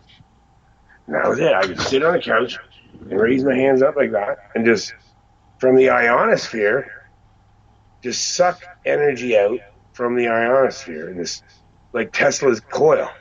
So I became a Tesla coil. Yeah, you did. Which I studied since I was probably 6 years old. And I'm 50, 3. Right? So I made pyramids. I forget how old I am all the time. I just my own pyramids, and I've done experiments since I was a kid. I've always been intrigued with pyramids. So anyways, that's what I did. I decided I'm going to be a Tesla coil. And if you look at those Egyptian things, you're going to see them with their hands up like this. They dance like that, too. And I don't know why I did that. They did this. But as soon as they did that thing with their hands, as soon as I did that, when I was thinking about absorbing electricity, I all of a sudden I started getting it. And it started coming into me. And I'm like, holy fuck, I can get as much as I want. How old are you? 25, 30, 25. 25. My brother was over at my grandma's. We came there to look after my grands. And I hadn't seen him for a while, so we did a mushroom trip. Anyway, so I'm doing this, and I was able to pull enough electricity. And I thought, oh, I'm going to play a trick on my brother. He comes down the stairs, getting us a couple beers, right? Check on Grandma and Grandpa, and then grab us some beers. And so he walks around the corner, and I zapped him just like you would on somebody. You do that, right? Well, he went flying 6 fucking feet across the room, hit the couch, spilled the beers, all crash, smash, fucking boom. He flew against the couch. If the couch wasn't there, I would have killed him. It was like the dark Star Wars, like the fucking from Star Wars. Yeah. It went like goddamn electric fucking bolts coming out of my hands. That was a terrified. Hey, I couldn't believe it. Wow! That can't be real. Wow! Like, don't you? Well, that can't be real. Like, we're fucking on man. You were just fucking high. I didn't do that. He's going, well, look at this! And he's got burn marks all over his fucking leather jacket and shirt and everything. I burned the fuck out of him. Does his best Aerosmith. Look out! Burns too? Oh my god. Yeah, I forgot about that part. Burns, burns too. and everything, man. It burned. We hid that shit. Because we thought we were going to get in trouble from my grandmother. Yeah, Granny's scary, man. Don't mess with Granny. My granny was German too. German Cherokee. So after this, wait till you hear this. So we thought, since we're on mushrooms, let's try doing this again in a controlled experiment. Because I didn't believe him that I really did that. I thought he burned himself somewhere and did something else, and I was just hallucinating. So I really didn't believe it. And so he said, okay, go and walk, and you tell me how you did that and do it again. So I went and did it again, and he said, I showed him how I walked on the carpet, but he said, I don't need to walk on the carpet anymore, Lawrence, I can just do this. And so I did it again. He said, okay, well, zap the radio on the freezer over there. There was a little ghetto blaster sitting on my grandmother's freezer. In the basement, she had a little mini kitchen thing. So, all right. So I said, okay, I'm going to give this one a real good blast just to see if it's real or not. So I charged up as much as I could do it. And I thought I was just hallucinating, right? Just zapped the fuck out of that radio. and I blasted the shit out. You could see it. It fucking lit up the room. It was just like the goddamn Dark Lord from Star Wars. I'm not kidding. For real. Yeah. Lightning Was it blue coming or off red? my god. Just like it. No different. Was it blue or was it red? Just, you could, when you hold it in, you're holding it in, right? So you got to let it go somewhere. As soon as you put your hands on it, it'll go towards the first object you put your hands on at. And it just, I had to release it. Once I held that much up, it was like, I felt like I was going to blow up. So I had to go, ugh, and it all came out. And it just went, snap, crackle, pop. That radio turned into fucking mush. It was melted. All of the wires go back. The fuse boxes were all melted.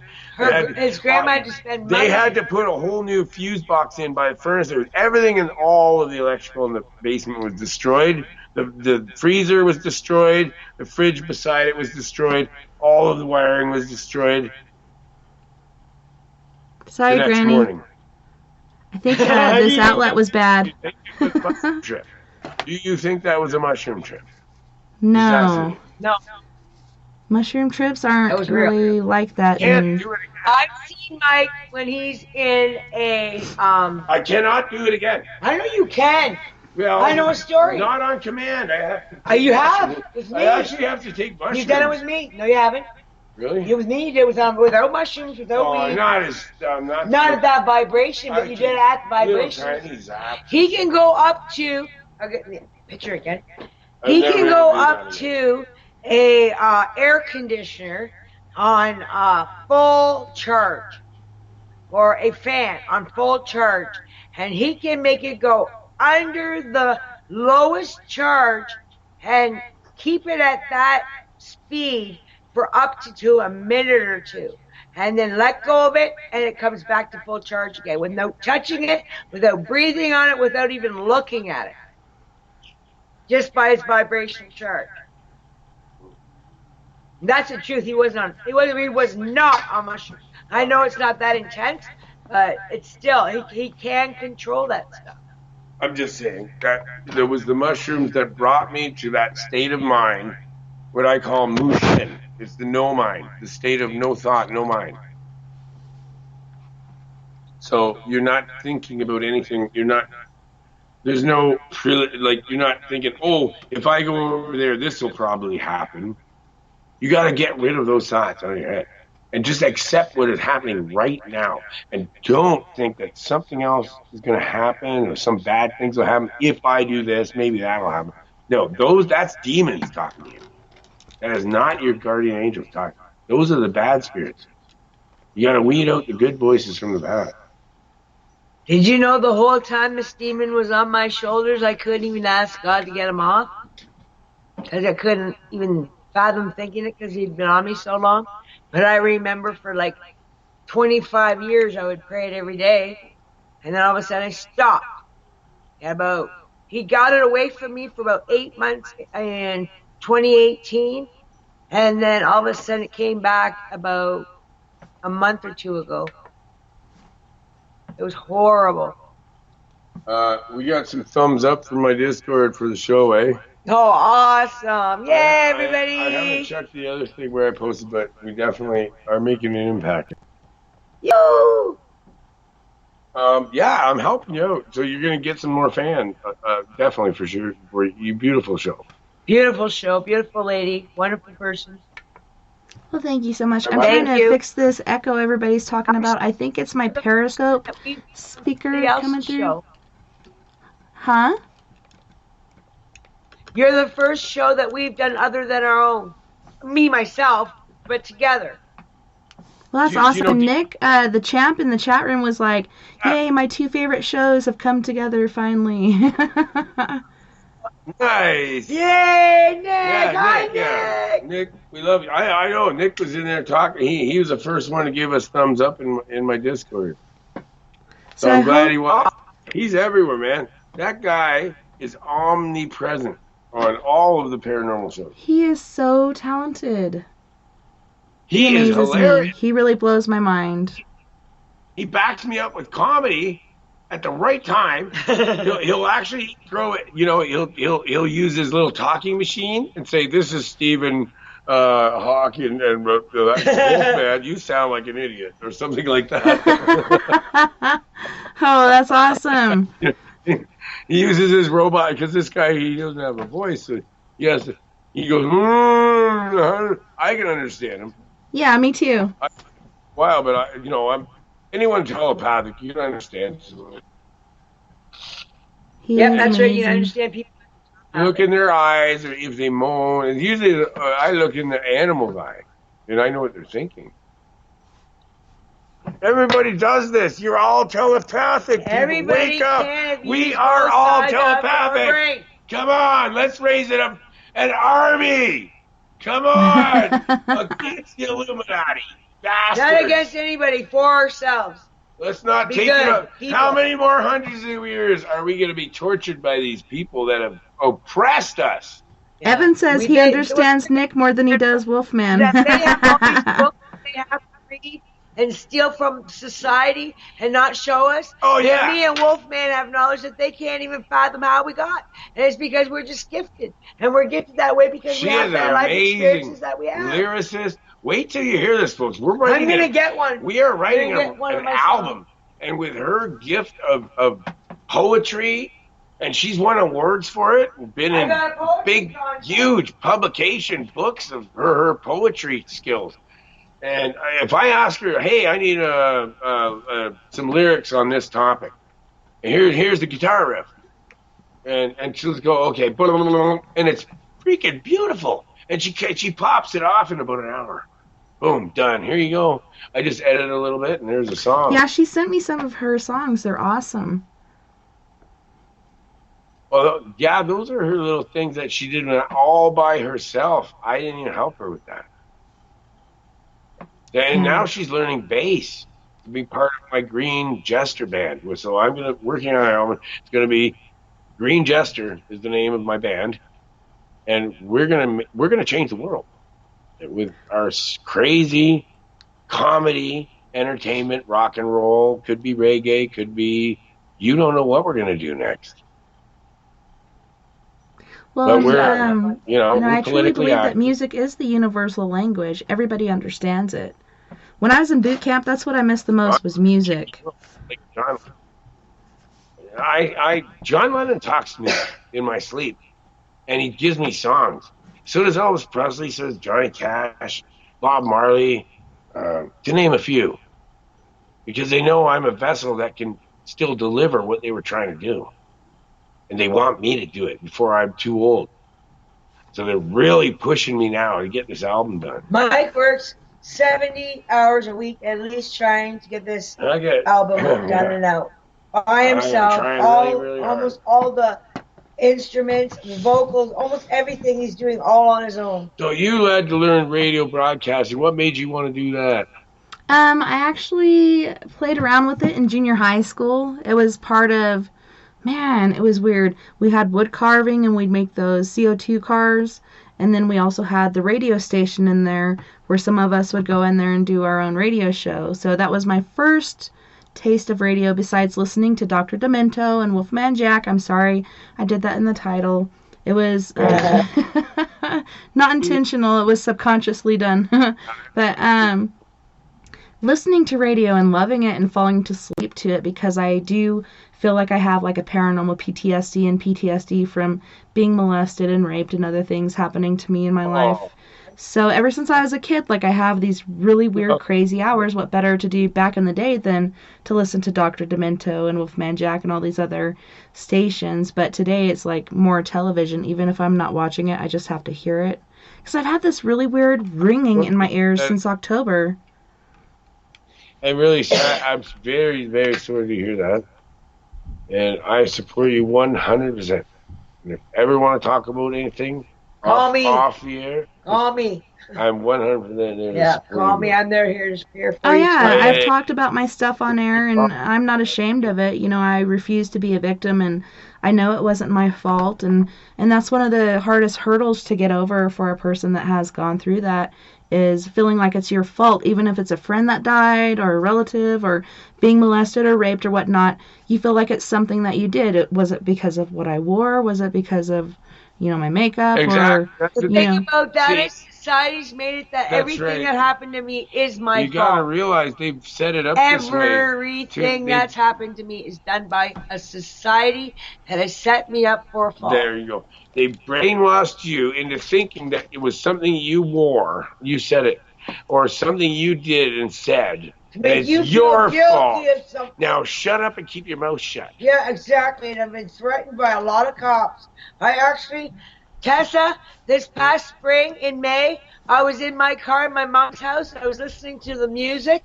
All of a sudden, a cop walked up to me and said, "You ever mention pedophilia or pornography again, I'll take care of you." I said, "By the way, what's your name?" He said, "That's none of your business." I've got a Then I seen a red truck drive by, and the guy had a gun in his hand. He's going to blow my head off. Yeah, I believe that. And remember that Barney Miller show? Where I think it's Barney Miller. It's All in the Family, and where the Archie's daughter gets raped. Remember that? And Meathead's there. And he doesn't know how to take it. And then the cop's there. She calls the cop over and said she was raped. And the cop said right on the TV, right when I was a kid, and this really hit me hard because I wasn't stupid at the time. You're never stupid. I was smarter than my parents when I was born. Yeah, me too. Except my mom's pretty smart. Your mom's amazing. I love your mom. I can't say I was smart. My parents She taught you. Amazingly, incredibly intelligent people too. But I was self-aware before I was out of the womb, so I don't know what that is. I could play the drums when I came out. I could already play the drums.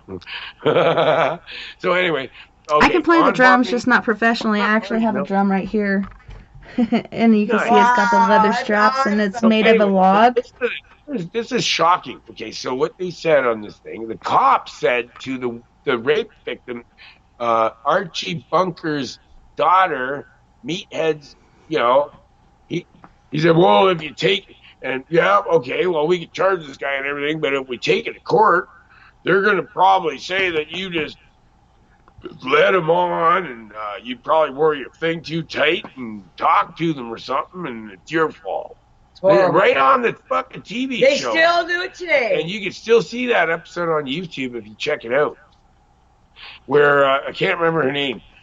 Archie Bunker's daughter gets raped. And check it out. Just watch that. Same with, and that's the programming. Different Strokes. That is the fucking programming right there. Different Strokes. That is proof of their fucking goddamn manipulative programming right there.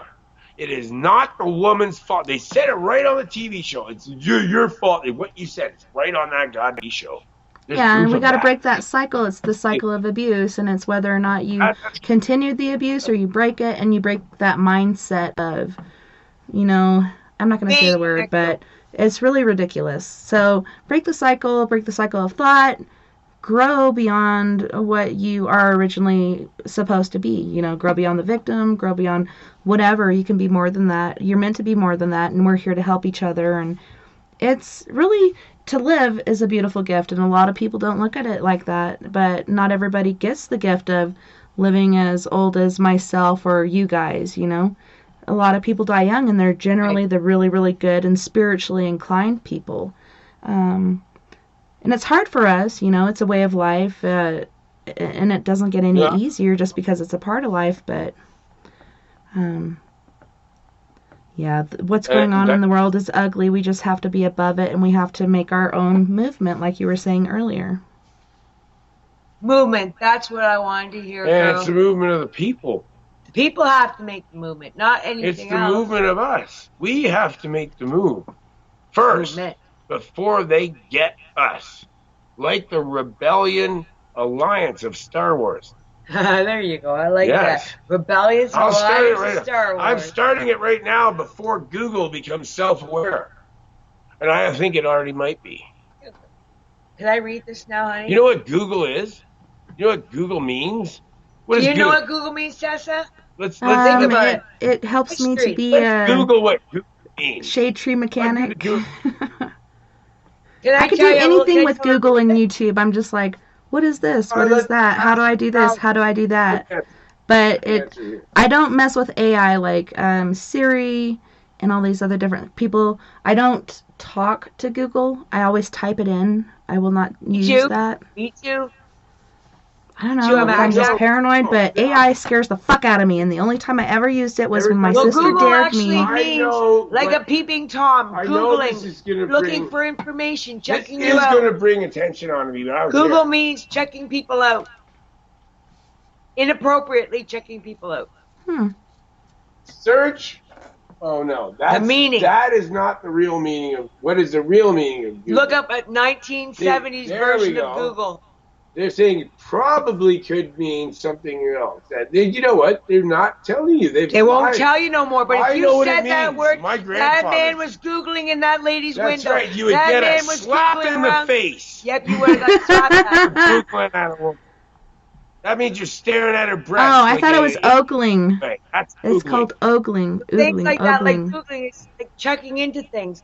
So if that was a word that started way back in the 40s or 50s or 60s, You know and what? now it's extra. They won't tell me. They won't Google even will say it. not tell me the true meaning of Google. Google will not tell me it. They're hiding it. Yeah. I just did. I'll show you. I'll tell you everything I just looked up. It will not tell you the real meaning of Google. Just goes around it and around My it and around grandfather it. said, "Don't you Google that woman." That was a word back in the day. 70s, 80s, you know? 90s. You know, my grandpa was a kid. That's a bad word. I You used to say to my Google kids, people. my kid's dad, why are you Googling those girls? It also googly eyes. You're crazy. Maybe you should Yeah, the copyright that googly shit eyes. and get the rights off Oh, of I've it. got this song I wrote that I want to read real quick. I wrote it a long, long time ago, or actually, I wrote it recently. It's in my first book that I wrote. My transcript of my book. It's not exactly word for word.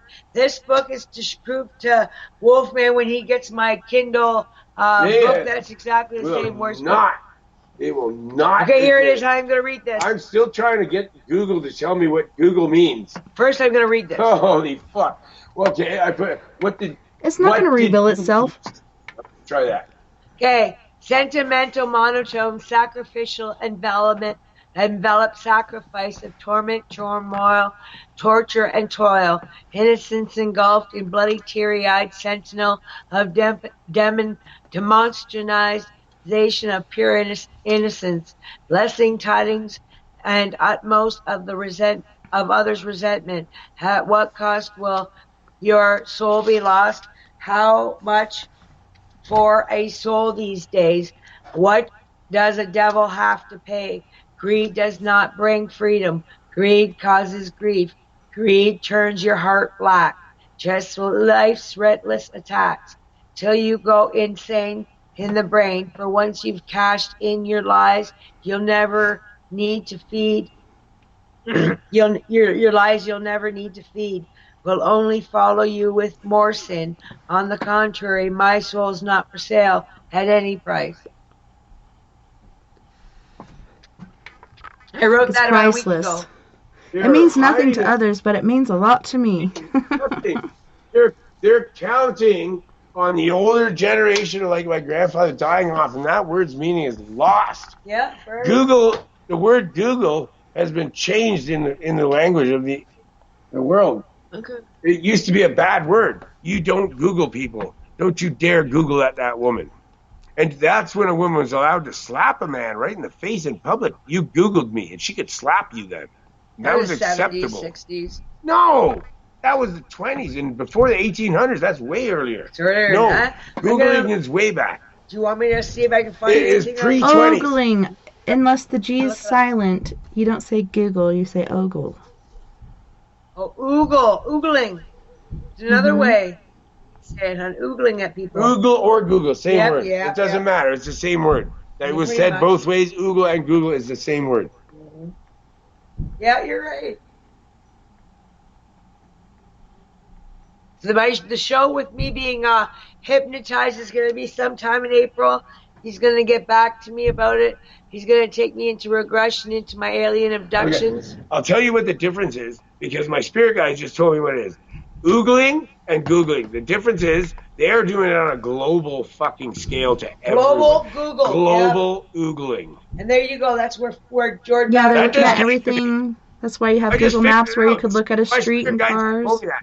And they think it's really funny and they make fun of. They think we're all stupid. I'm sorry, folks. I get really mad when I figure out things like this. I get pissed because they're hurting all of us. They're hurting children. They're putting microchips against their will. The children in food to children in China. Everywhere. That's where it started, and they're doing it there first to see what happens to those little kids. Yeah. Horrible. Soon, you will all have microchips inside you, and that's if you go to the bar because they're going to put it in the drinks at the bar. They pay the bars to do this, extra money, or the bars would all go under. Well, I thought I had like a brain tumor because it felt like somebody was pressing their fist into the back of my head and just pushing and pushing and pushing. And so I got a scan of my brain, and the doctor says it's beautiful, there's nothing wrong with it. But they never let you look at your brain scan. So I'm going to ask when I go back in this Friday the 13th at 3:30 p.m. I'm going to try to get those pictures of my brain scan because I want to see what's going on up there. Where are you at? You in the state? I'm in Bayfield, Colorado, just outside of Durango, Colorado. Yeah, the Rockies. West of the Rockies. Tessa, you are on the air. I am on the air. Late night in the Rockies, as a matter of fact. This is Ghost. I saw a ghost in here walking around. I'm doing my show over here in my studio. I'll show you. I'll turn the camera out so you can see it. So it's a humble studio, but I threw it together myself. Very nice. You got yours plugged in? You even got the keyboard. Hell yes. Yeah. I was just doing some recording, and then the drums are back here. See that? Hey, look, it's everything you love in one place. Yeah, it took me years to do this. Interviews with extraterrestrials. This is what's scaring everybody. I saved every bit of money I had to get my music gear. Look at this extraterrestrial. I raise my personal vibration to What? a point where Why are you I doing can that? connect I'm up just with showing you this beings who exist extraterrestrial, in a real another alien who's dimension, talking another to the vibration, another news. frequency. Okay. Just want to show you that. A real alien. I'm shutting it off. Sorry.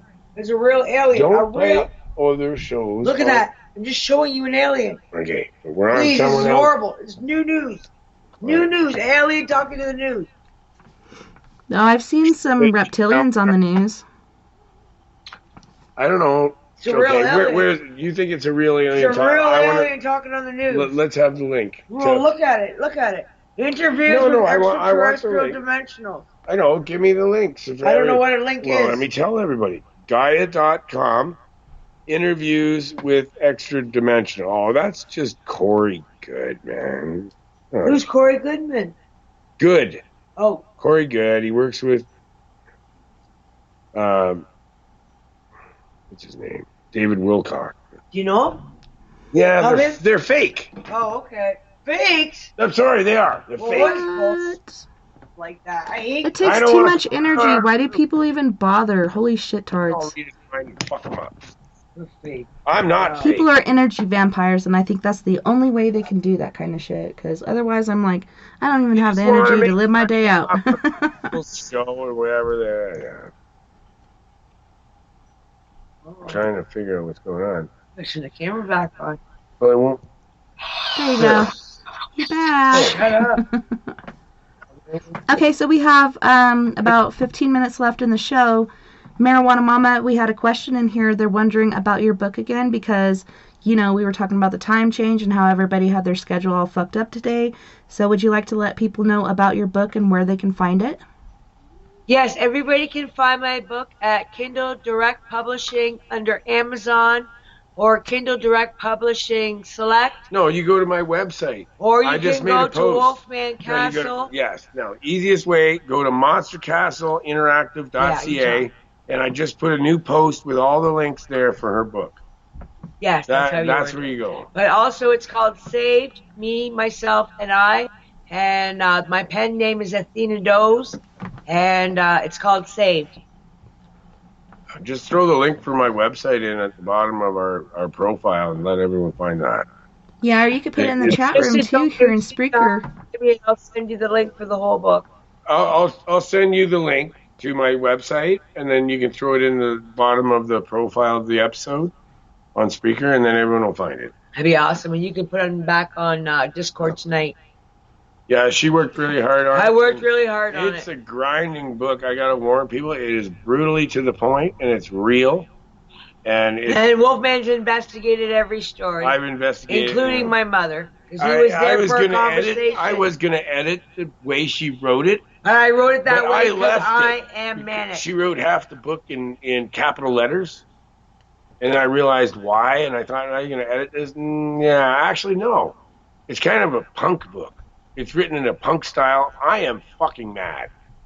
And it's like a therapeutic getting out the information. So everyone, if people read it and they can actually comprehend what happened to her, then maybe she could come in terms with that if somebody has some sympathy.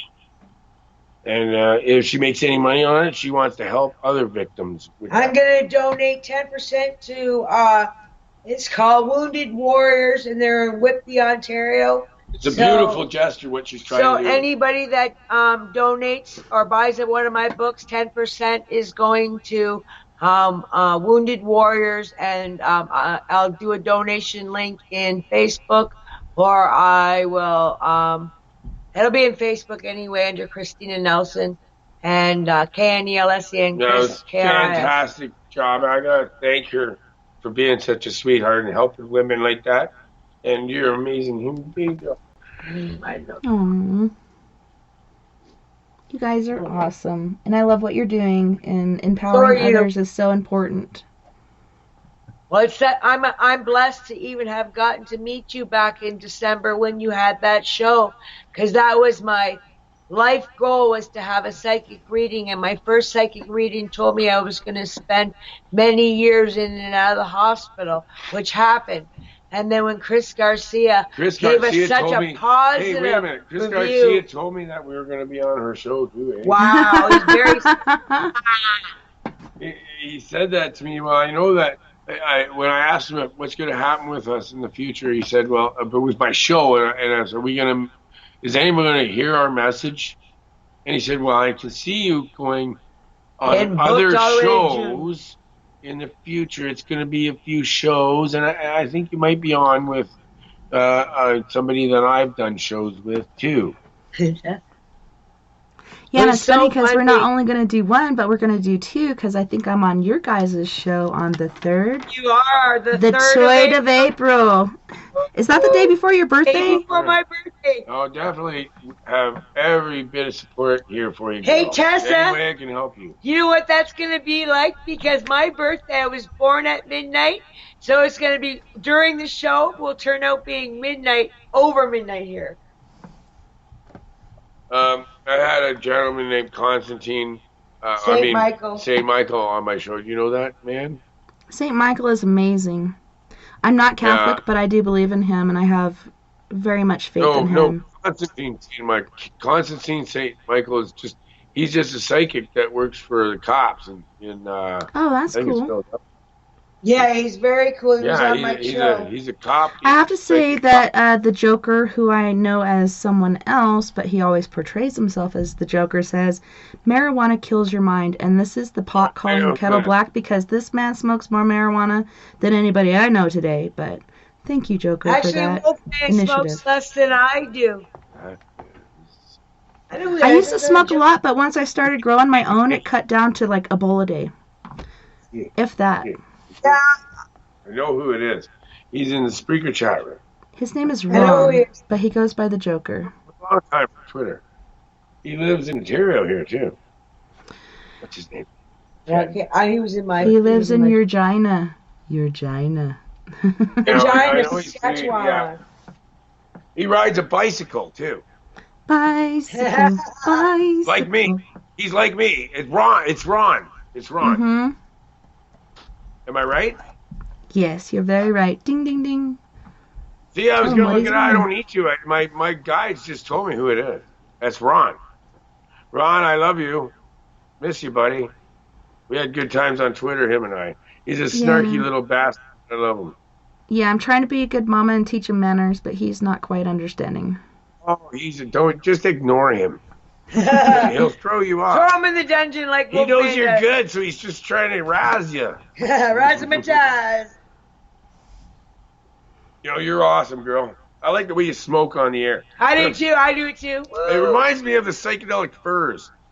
I've been trying to quit, and I even bought a new pack of nicotine No, gum, but I'm just sorry. not quite No, I ready mean, yet. You get more pollution when you wait a smoke minute. driving in the city. I mean, Echo and the Bunnymen. The lead singer, he always smokes on the stage. Even if the laws of the country say you're not allowed to smoke in the bar, he'll just say, well, I know your laws of your country.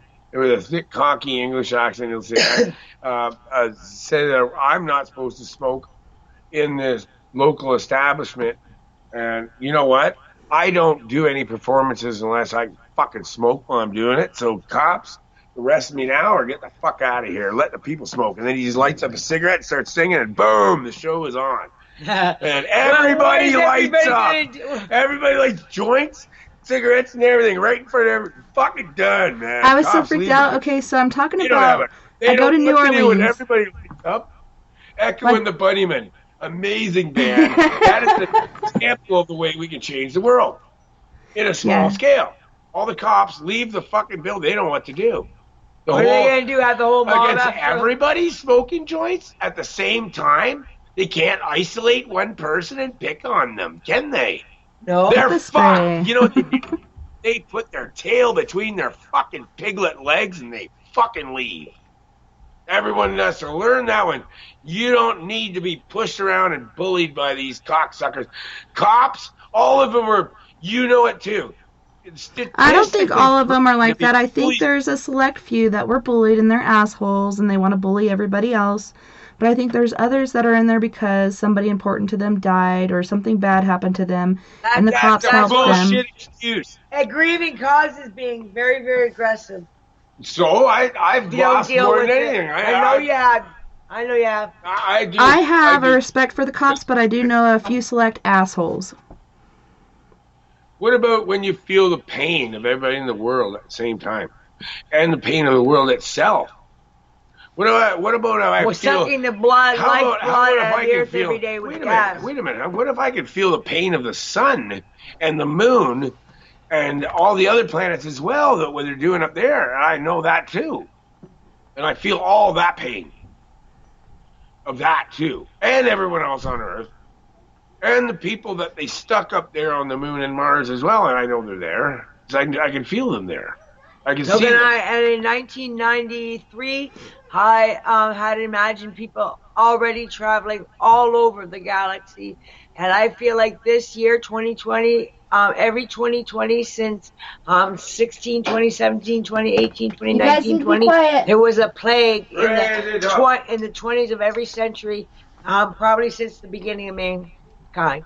Yes, it's very interesting. We've talked about this a few times with the flu this year. It's been crazy.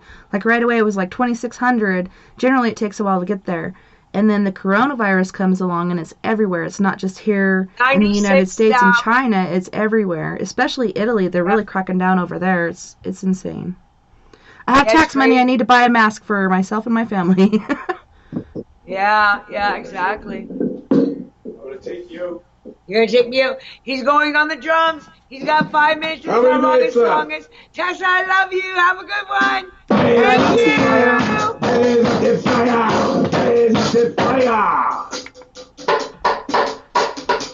How many minutes we got? 4 minutes, go. Society, take your bite and monster. God, think you know it. Take away us. Takes away all your psychic powers in school. Tell you that it's not cool. Tell you you are a fool. Tell you need to get a day job. If you're a magician, stage patrol is over. But we hate petroleum. Get out of me head. Get blood in the air. And they think that we are down. Blaze up the fire. Get fire. Blaze up the fire. Blaze up the fire.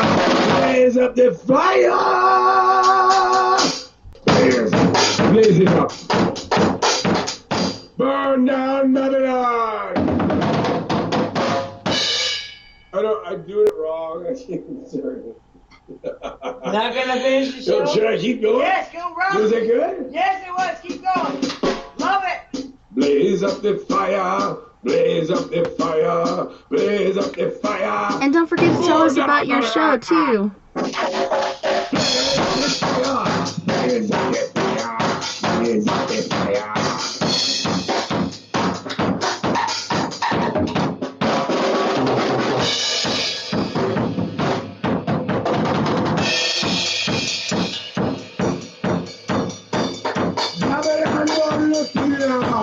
Don't try to do me now, do me now. Don't do me now, can't do me now. Blaze up the fire, blaze up the fire. Blaze up the fire, blaze up the fire. Don't try to do me now, Google me now. Don't Google me now, you Google me now. Don't try to Google me now, don't Google me now. Don't try to Google. Blaze up the fire, blaze up the fire.